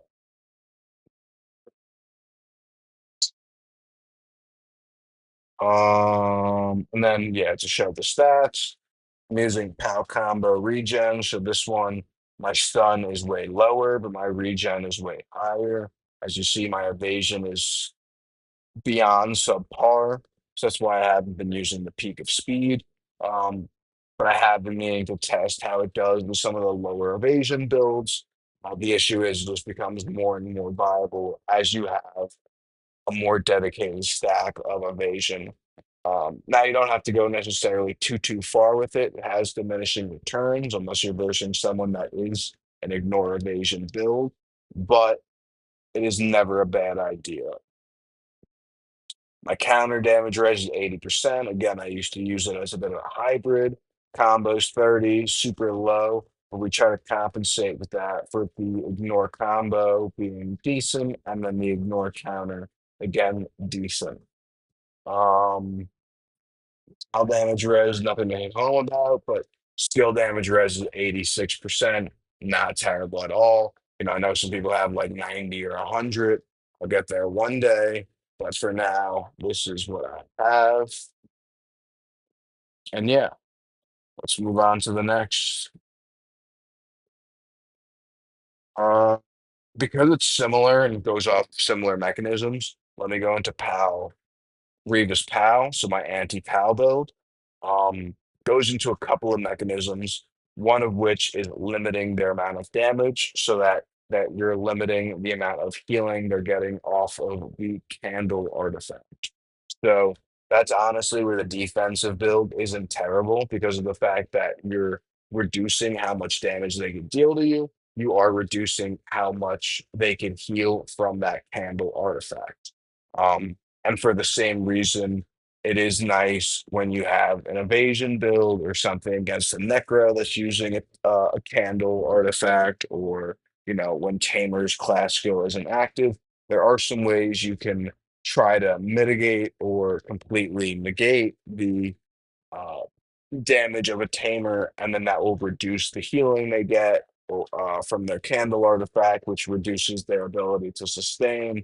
You know, Leroy and Zeko are going to kill me for revealing their secrets, but that is one of the mechanics that is very wise to use against someone that is sustain is based off of their ability to deal damage, limit their damage dealing.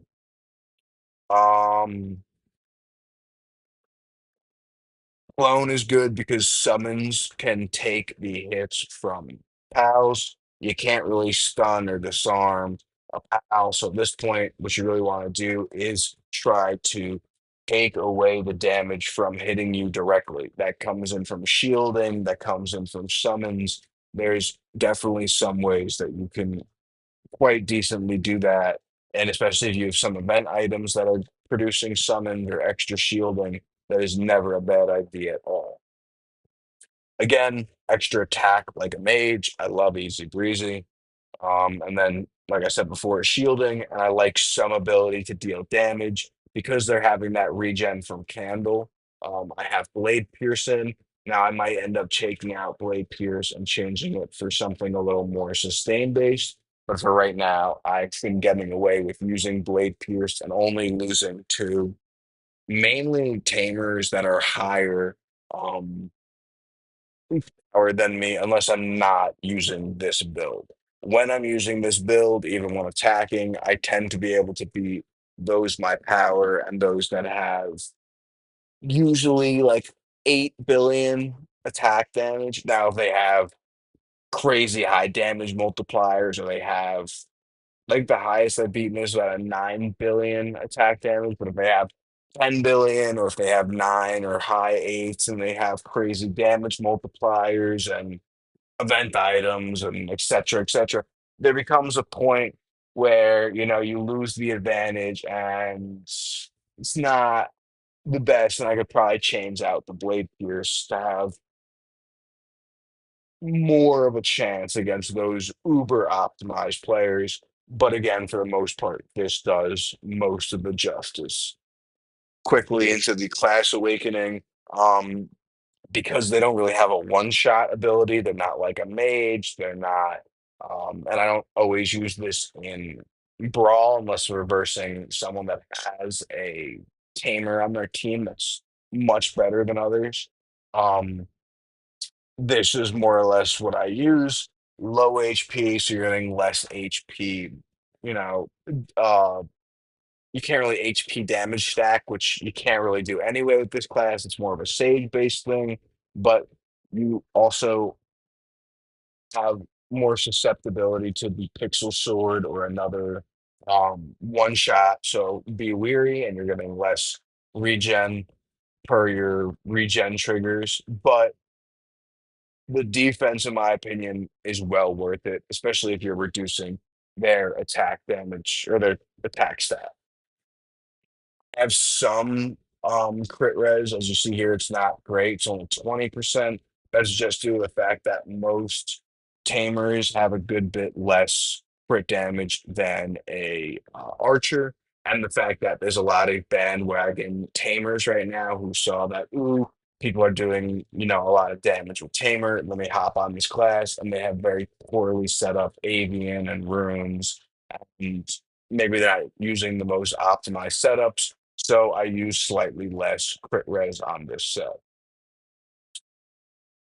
For the pals, it is a little funky here. If you're wondering why I use the Night Spray Fox, it is due to the fact that you get extra energy regen. So, I'm getting the regen on my pal attacks and pal combos. I have the extra little bit of damage res at the start of battle, which diminishes as the fight goes on. And then I have that extra energy regen, which is giving me sustain and damage. Um, the exact same bonus as always, pretty much on all of my builds. Um, now, the Snow Sprite General and the take it slow. I've been wondering, and I have to do a little more playing, if they affect attack speed. I think they might, and if that is true, then that might be something that's worth playing with.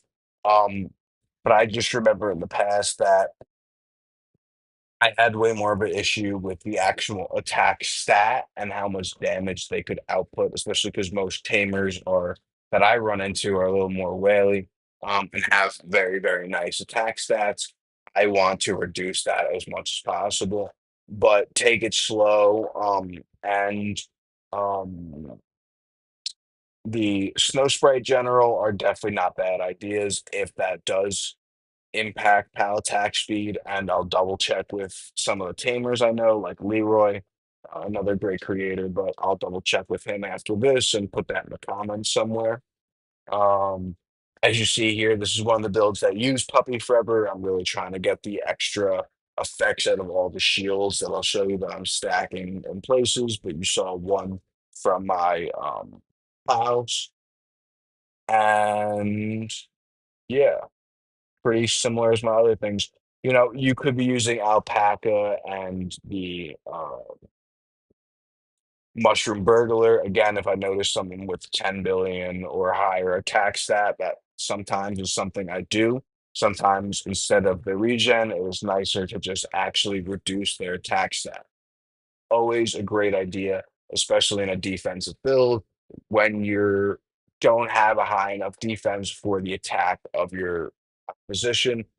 I recently wasn't really trying to, but I was testing and tinkering, and I ended up getting a lot of defensive wins, and I got promoted to legendary.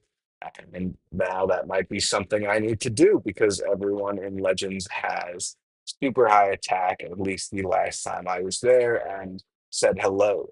So I think that we might end up switching that back for the fact that there's going to be a lot of very high attacks that tamers, especially some of the bandwagon ones who might have less well set up, actual stats, but their attack might just blow my defense out of the water.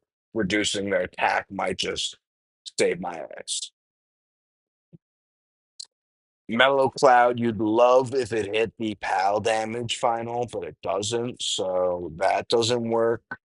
Um, again, stun doesn't really do anything against pals. So you're kind of limited on a lot of the options that you could actually do. Evasion, again, never a bad option against Necro. And after pal, the clash skill with Tamer, definitely could do a lot of damage. Bag accessory talents. So starting from Warrior again with Fury, we have healing up top, going for some nice skill damage res and pal damage res, though I do end up hitting the counter damage res and combo in this one, at least somewhat decently. I like having a decent amount of healing and crit res if you have the points for it. But as you see in this build, I don't care about my attack stat too much. Um, Even though I probably should a little more. This should definitely be lower. These are just adjustments I'm telling you on the fly, so you could be more optimized than me and then whoop my ass in arena. Um, Ignore combo is great because PAL combo, and because PAL combo is usually way lower than regular player combo, having 40% here, and I end up using my divining set to have the 55, basically means most players are not really using combos against me, at least PAL combos, unless they're using um, the Cactus Pals with that relic. Um, Completely forgot what I was just showing for a second. Going back, we have, yeah, pretty simple. Up and to the left, hitting the ignore combos and the resistances, mainly the focus, but also the crit res and the healing. Up in archery, again, I don't really care about archery ever unless I really want that evasion, like in the next build I'll show. Um, Mage, I know I go right side, which is a little funky, but I like the crit res and the active energy regen speed. Because I'm using Sprite Fox, you could forego this and then just go up and then maybe go into something else. But for the fact that like if you want to use evasion or something, but for the fact that I like to have a decent amount of crit res and I really like to have the offense and defense for my skills, I get the extra energy regen and then have a little bit of coverage to warrior, even though well, basically, I never use this set against a warrior unless they catch me slipping in arena or parking or family brawl. But again, very rare for me to use this in family brawl unless I'm specifically trying to hit a tamer or I know that they have a couple of tamers that are decently high and I'm hoping for a bit of debuff luck. Finally, on the in the tamer, we go right side for Pal Combo. Again, it's a Pal Combo based build. You go with Pal Combo.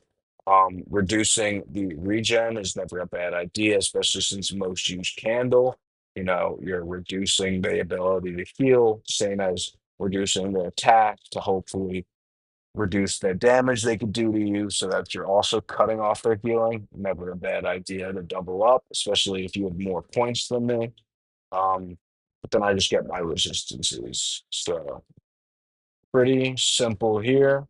Right side, left and up, and then right side. Whoa, someone's gonna marry. Um,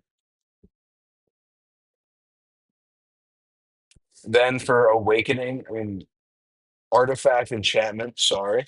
I really quickly pulled this together, so some people are gonna hate the lack of optimization, but it is literally crit res bonus on the bottom just to try to have the crit res bonus against the more optimized tamers that have a good amount of pow crit damage. The top is literally combo damage because I literally just spammed out for pow damage res.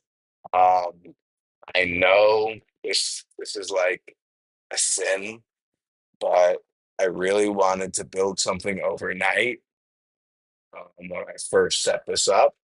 And it has held true since then. 36.2% pal damage res from the artifact rooms. So, I do get the 25% here.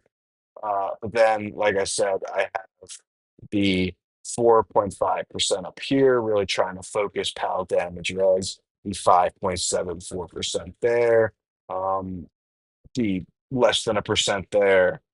And I don't have anything here, which could be changed to another one and probably would be much better. Like, does this one have it? It does. Oh my, look at the optimizations we're making here together. But yeah, we just made that hopefully better. I hope I didn't get rid of something that was actually important. But no, it looks better to me. It looks better to me. So the enchants I use here are the same I use for mage because it is basically the exact same thing. If you're wondering, the only ones that actually matter are the bottom left, the middle right, and honestly this bottom right, and then your middle. As a PAL class, I tend to use the priest mask. If you were being a wonky sage based, obviously counter.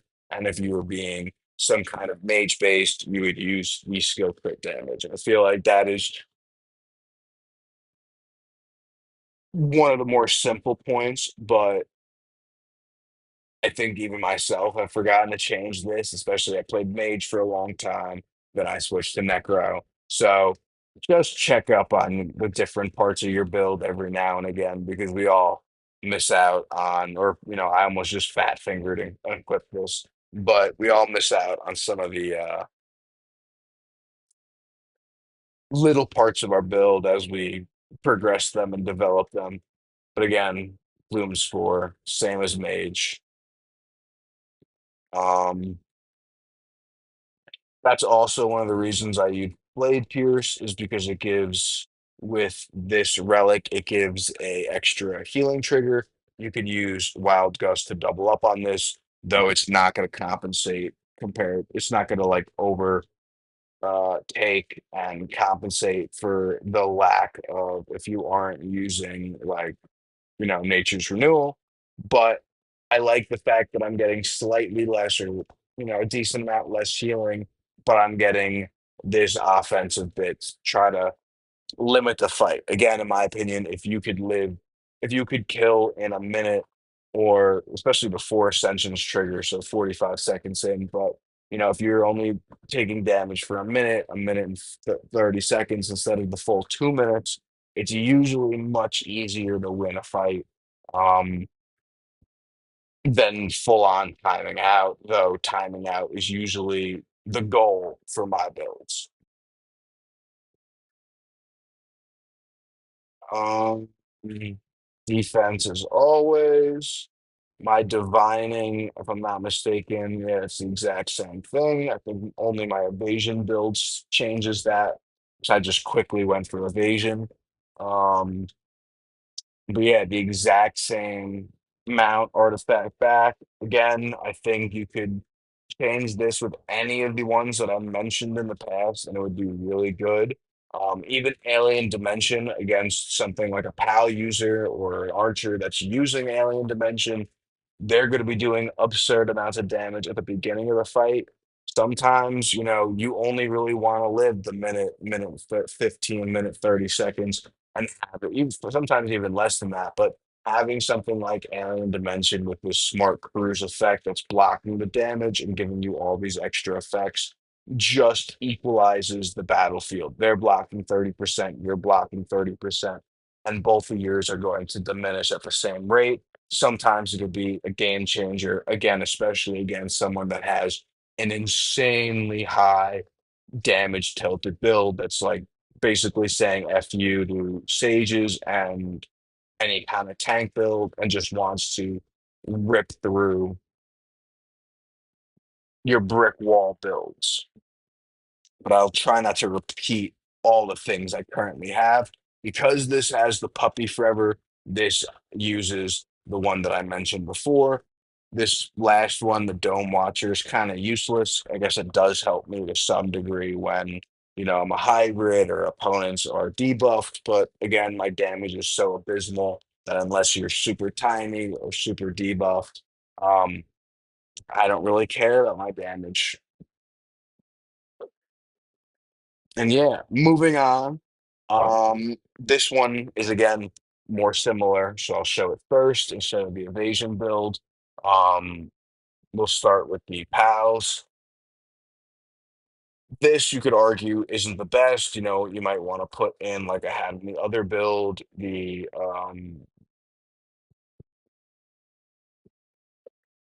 where is it? Where is it? Oh, this is the Knight Sprite Fox to have the extra set bonus in your class passive skill set with the slime or the Hydro Sprite, so you have the extra energy regen. That actually, as I say that out loud, begins to be something I'm thinking more and more of doing.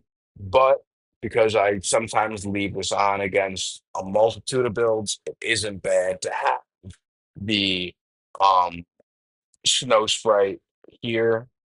Also, I'm remembering now why the snow sprite instead of the sprite fox is also due to the fact that when I want to do more HP based damage, sometimes I quickly throw in the chicken hood instead of either one of the pandas or this mellow cloud. I said this goaded underused mellow cloud earlier. This is one of the builds I use it on. So if the opponent is really not the biggest damage dealer, and I think I can kind of take them out, and I want a more offensive option, you could use the where did I just point out this Sprite Fox, or you could use for faster skills again like Blade Pierce, or you could be using like I was saying before the Chicken Hood. So the Chicken Hood and the Snow Sprite, giving that set bonus with the proper relics. And then you would want the right relics. So I'd swap this to Gilded Eggshell and swap this to Blue Snowflake. Woo! Um, trying to go a little faster pace so I'm not just dragging and yapping. I feel like if I go slow, I'm going to yap and get lost. Evasion is also a very good counter for this. I'll show that more in the next build, but just know evasion can do very, very nicely. And if I'm not mistaken, this build uses a lot of shielding. So Puppy Forever is also something that I've used a good amount in a build like this. And some might argue with all the shielding, it's something that you might want to definitely have. But um, because of the fact that most people use the pixel artifact on, uh, yeah, this pixel sword artifact, I'll show you this right now. There. So because it ignores shields or it breaks shields, having better shields when they break shields, in my opinion, isn't always the best, especially when all the shields overlap. Um, if I'm not mistaken, it breaks all the shields that are overlapped and currently active, but I could be wrong on that, but I think it breaks all of them. So it's not necessarily the best option, but I do have, one shield here and some healing due to the fact that not everyone has that pixel artifact. Now, in Legends and High Elite, pretty much every Act Warrior is using it. So getting rid of this shield and using something else isn't a terrible idea. Even though you got to remember the pixel artifacts only going off every 12 seconds. So it's not always going to break every single shield that you deploy, especially if you have some fast acting. Sorry, I saw that drag out of the corner of my eye. Some fast acting shields that are going to be popping off very quickly. Some offense and some defensive skills again. I love easy breezy against the damage tilts. For some more offense, you can go for 100 slashes if you have a bad attack stat like me. You could use Dragonic Resonance, especially against a damage tilted Sage, I guess, which is way less common. But uh, anyone that has high damage res, it's never a bad idea. I wouldn't use clone because you're going to be giving them more counter triggers. So against Sage, more HP based damage triggers. Against Warrior, more regular counter crit damage triggers. Um, Disarm and stun are useless. Uh, Yeah. So a lot of these aren't the greatest unless you were using that movement reducing thing like I was explaining earlier, the concepts, and then you'd use Thorn Thicket potentially to reduce something. But again, that's only reducing power attack speed, regular attack speed, and energy regen. So not the greatest with the item I had, but if you had the Frigid Breath, that's dealing HP. I'll show that right now. It's such a good item. I should just show it. It has there. It had does current HP based damage, reduces attack speed, regen, energy attacks, energy regen speed, and power attack speed. So definitely one of your best options um, as a tank, but just in my opinion, as a hybrid tank. And I've seen some people use it even as offensive builds like Sages quite handily. You know, this 8-bit's probably amazing. I've seen a lot of people use it. I don't have it, sadly. Look at the defense I could be getting. Um,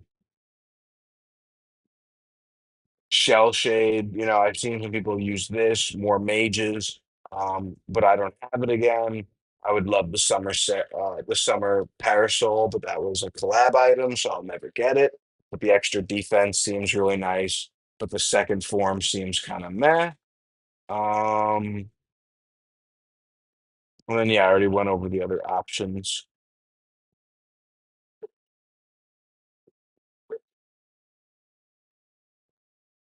So again, shielding here, not your best option, but again, they don't have it as quickly as a mage. So I think you can get away with some shielding. And because every 14 seconds, you're kind of triggering right after um, their artifact goes off.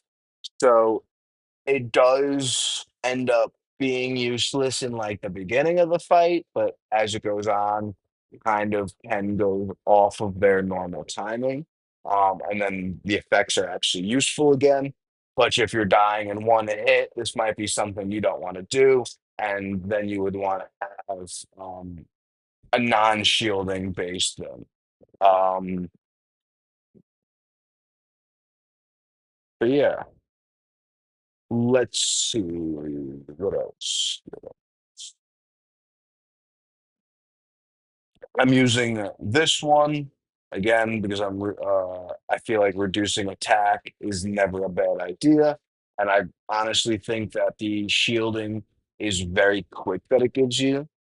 Even though you're not versing a archer who's going to be doing it much faster, like an archer using clone, like I said, because of the fact that it is a pretty fast shield and it only lasts 2 seconds.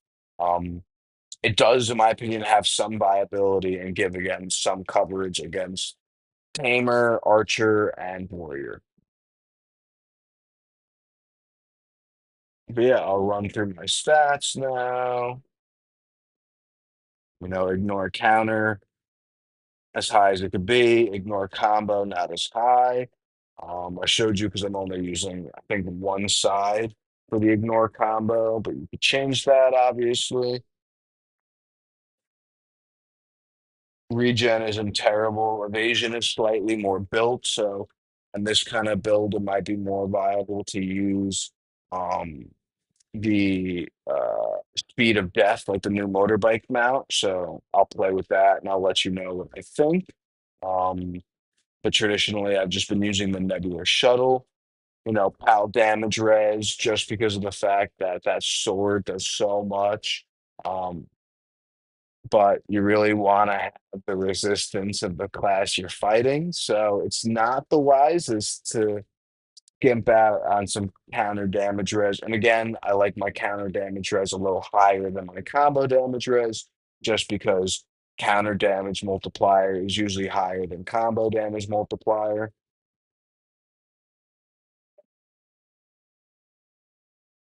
My skill damage res is a little lower on this one, just because I'm not using the skill damage res. Um, Rune. I guess I also didn't show my runes. At least I don't remember showing my runes, so I'll show that in a moment.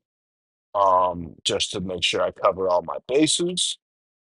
But it's very all these builds are very similar The amount of HP and the amount of defense all really depends on the class that you're fighting. Then you adjust the reses.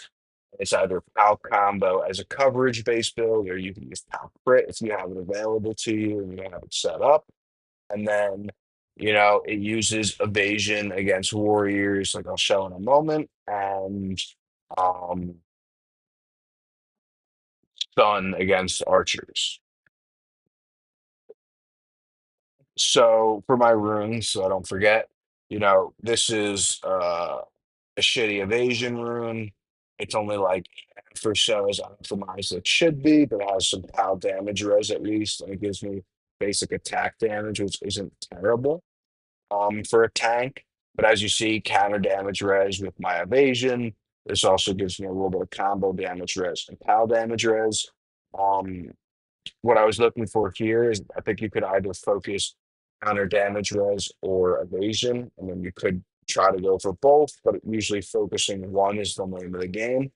So if you want an evasion based build, you don't really need any counter damage res beside for items that are going to go through evasion, like your pixel sword. You could have 300% evasion, but if they hit you with that sword, they could just one hit you unless you evade that. But I don't think you can evade that, if I'm not mistaken. So you're really gonna want to have some ability to have some counter damage res. Again, if I'm wrong on being able to evade the pixel sword, I will update that, especially if one of you yell at me that I am wrong.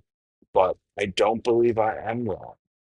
Like, at least to what I've seen, I 100 or very close to it against a number of the axe warriors I was testing, and it still seemed like I was able to get hit by some damage, but that could have been another part of their build or something else. There might have been something I've been missing, but based on my evasion to their ignore evasion, you know, my evasion minus their ignore to the point 0.9 power was, unless I'm misremembering it, it was 100, if not higher.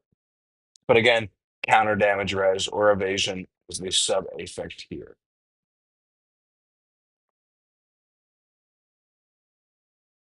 I go with evasion because in my next build I'll show it just has that nice evasion thing. Because you could be one shot, more HP, less defense, and you need some crit res. Very similar to Archer, in my opinion.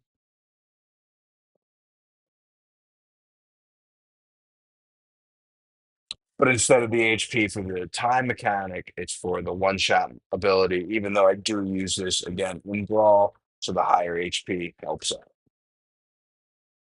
Uh,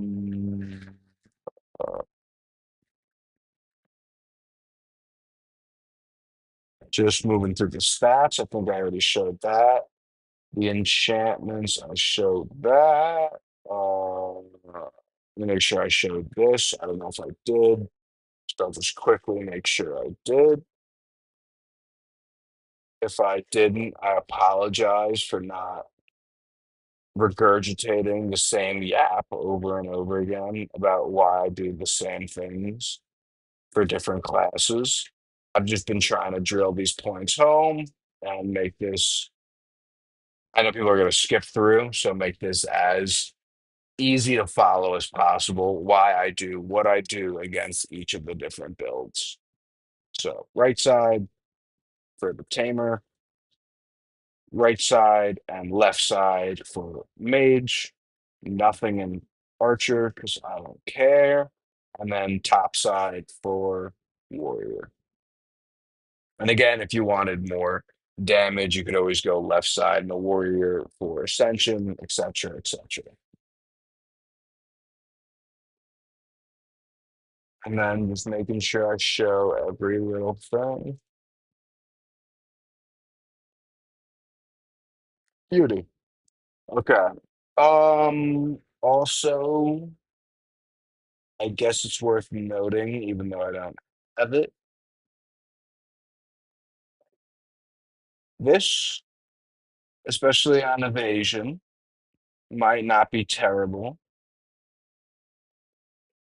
Faster clone, you don't attack, so you don't have to worry about the fact that your clone is making their thing better, their warrior better, and you're getting damage res. It's been something I've debated, um, but I don't have it, so I can't really test it.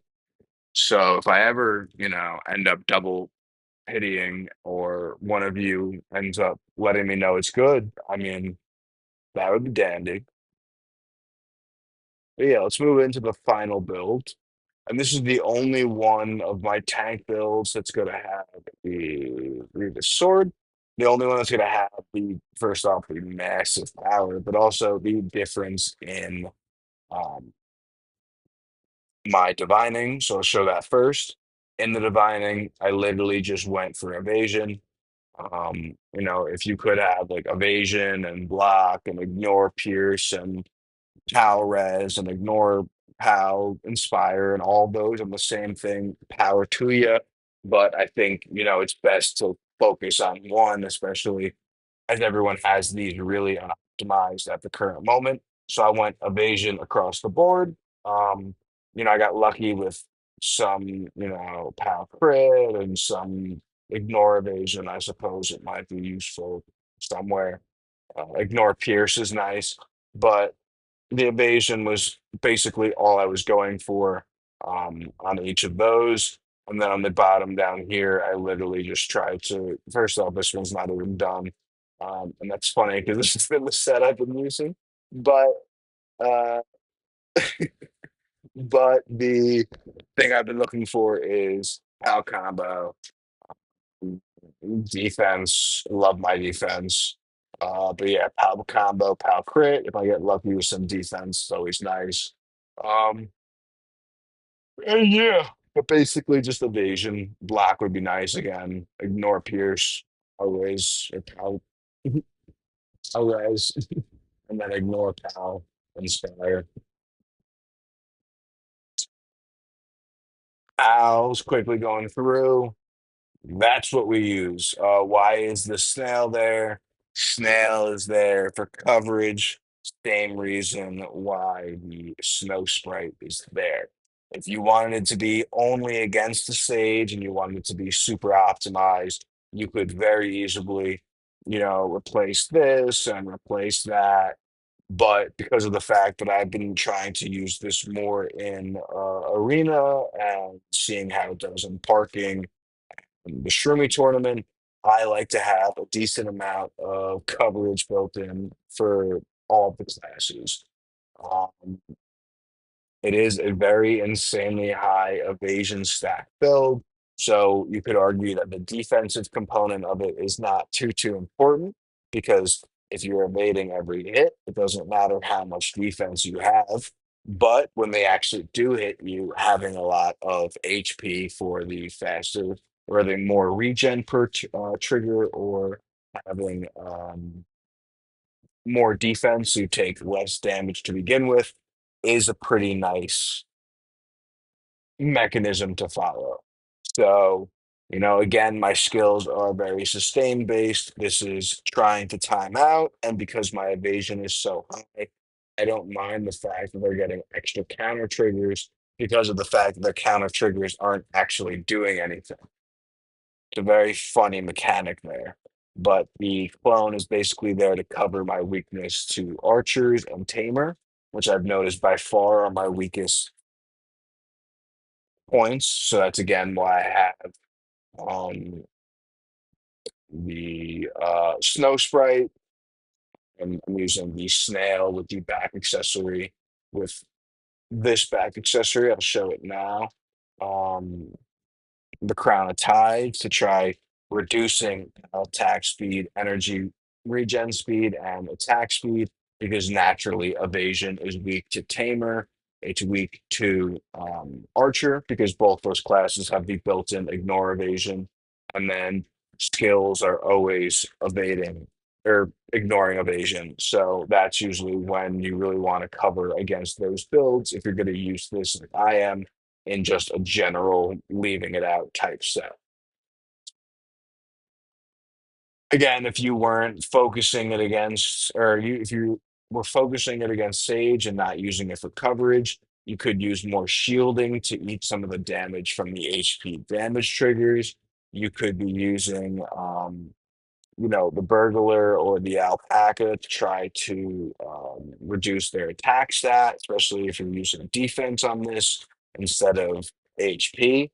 In this build, I often swap back and forth between HP stacking and defense stacking. But because of the fact that I love my defense everywhere else, 90% of the time I leave it in defense and I try to make it work with defense unless I really, really am versing a very large player. And then I tend to need some HP, unless again their attack isn't very high and they're debuffed and parking, and then I could snipe them. But again, it depends on the context, the class that's invading, the player, how they're built, and how much debuff they have and I have. You could be doing more HP based damage with the chicken hood instead of the snail. You could have more evasion from the Mona, which I think a lot of people would prefer that option right there. Um, maybe for coverage against Archer, you like Benny to try to knock back or whatever. Shielding, like I said before, puppies forever.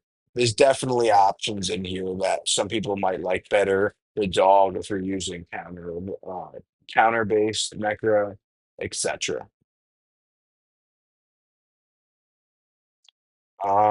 Skills, like I said, all pretty much defensive because of the timeout. This is my um, scrolls, and you could argue that this isn't the best because of the fact that you would want way more HP. I would likely agree, but I haven't changed it. I'm likely going to make it at least slightly more balanced in terms of having more HP because, your regen is based on HP. So having a nice amount of regen isn't a bad idea. And foregoing a little bit of my defense probably would be very, cost efficient. But when I was making this, the other day, I quickly kind of just slapped on one of the older sets I was using. So, if I were you, I'd probably have more HP, less defense, but then still have a little bit of crit res just for when you're versing a pal tamer and archers. Unless you have really high more combo or you have really high pal damage res or skill damage res. Again, since you're using evasion, you really don't have to worry about counter damage res except for pixel artifact and some other things. Um, Evasion is also great because things that trigger on basic attack, like cheetah, like the cheetah mount, I don't got it, but cheetah triggers that damage bomb when you have the death immunity. It triggers that damage bomb on the next basic attack. So if you're evading and you evade the next basic attack or you stun, it's not going to trigger. If I'm not mistaken, the same concept applies to um, Panda Bow. So in Panda Bow, all these lovely meta items I'll never have if I don't play the class. But and I don't want to double chase for an item I'm not going to play besides for PvE, except maybe that cheetah for playing Tamer if I really want to. But each crit has a 10% chance. If you're evading, I don't know if they have to land, but if they, yeah, actually, if they're critting, I don't know if it has to land. This has to be another question I'll have to ask about. But this is another reason why stun is super great. If you stun them, they physically can't crit, and that's why Panda Bow becomes less efficient. That's even why some people enjoy using disarm against, a warrior using Panda Bow. I remember that was kind of common way back when.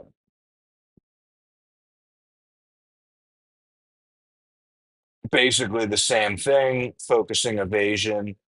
I use skill damage res here to cover some of my weaknesses, and because it has some pal damage res, but also it has some amount of evasion, trying to get evasion with any damage res drops the game will give me. I'll just quickly run through that again to protect against pixel artifacts, even though I would argue that you might want to have PAL damage res or combo damage res here, you know, more so just because of the fact that you might be able to live, especially with an HP tilt, um, against pixel artifacts, but against, archers or really high tamers that are really optimized using a full um, anti-tank, especially anti-evasion, trying to do everything they can to stop you. You might run into some trouble if you're only using this. But again, this is built for Sage purpose. It just has the idea to be used for coverage, and that's why I like some of my builds to have coverage, but that's usually why I have multiple versions of each set. Um, for instance, my anti-axe used to have an evasion based and then a non-evasion based. And then the two different versions basically allowed me to have a more offensive side and then a more complete timeout side. But also, if someone could beat my regular one, I would put it on the evasion, and I couldn't beat that. And then if someone could beat the evasion one, I'd put on the other defensive one. There's a lot of options you could do between playing with the ignore counter, ignore combo, or the combo or counter damage res, and then altogether stun versus evasion, or disarm, things that are limiting their actual triggers for the damage. And then again, blocking damage with things like alien dimension and the other things I named in this video is never a bad idea by any stretch of the imagination. But yeah, I think that was my entire evasion build. This video is honestly probably just as long as the other one because I can't help myself from yapping. But I hope you enjoyed. If you have any comments, feedback, suggestions, um, questions, what have you, they are warm and welcomed in the comments. I always enjoy hearing y'all's perspective. And yeah, I hope this has behooved y'all. Thank you. This has been free to play, and I'll see y'all.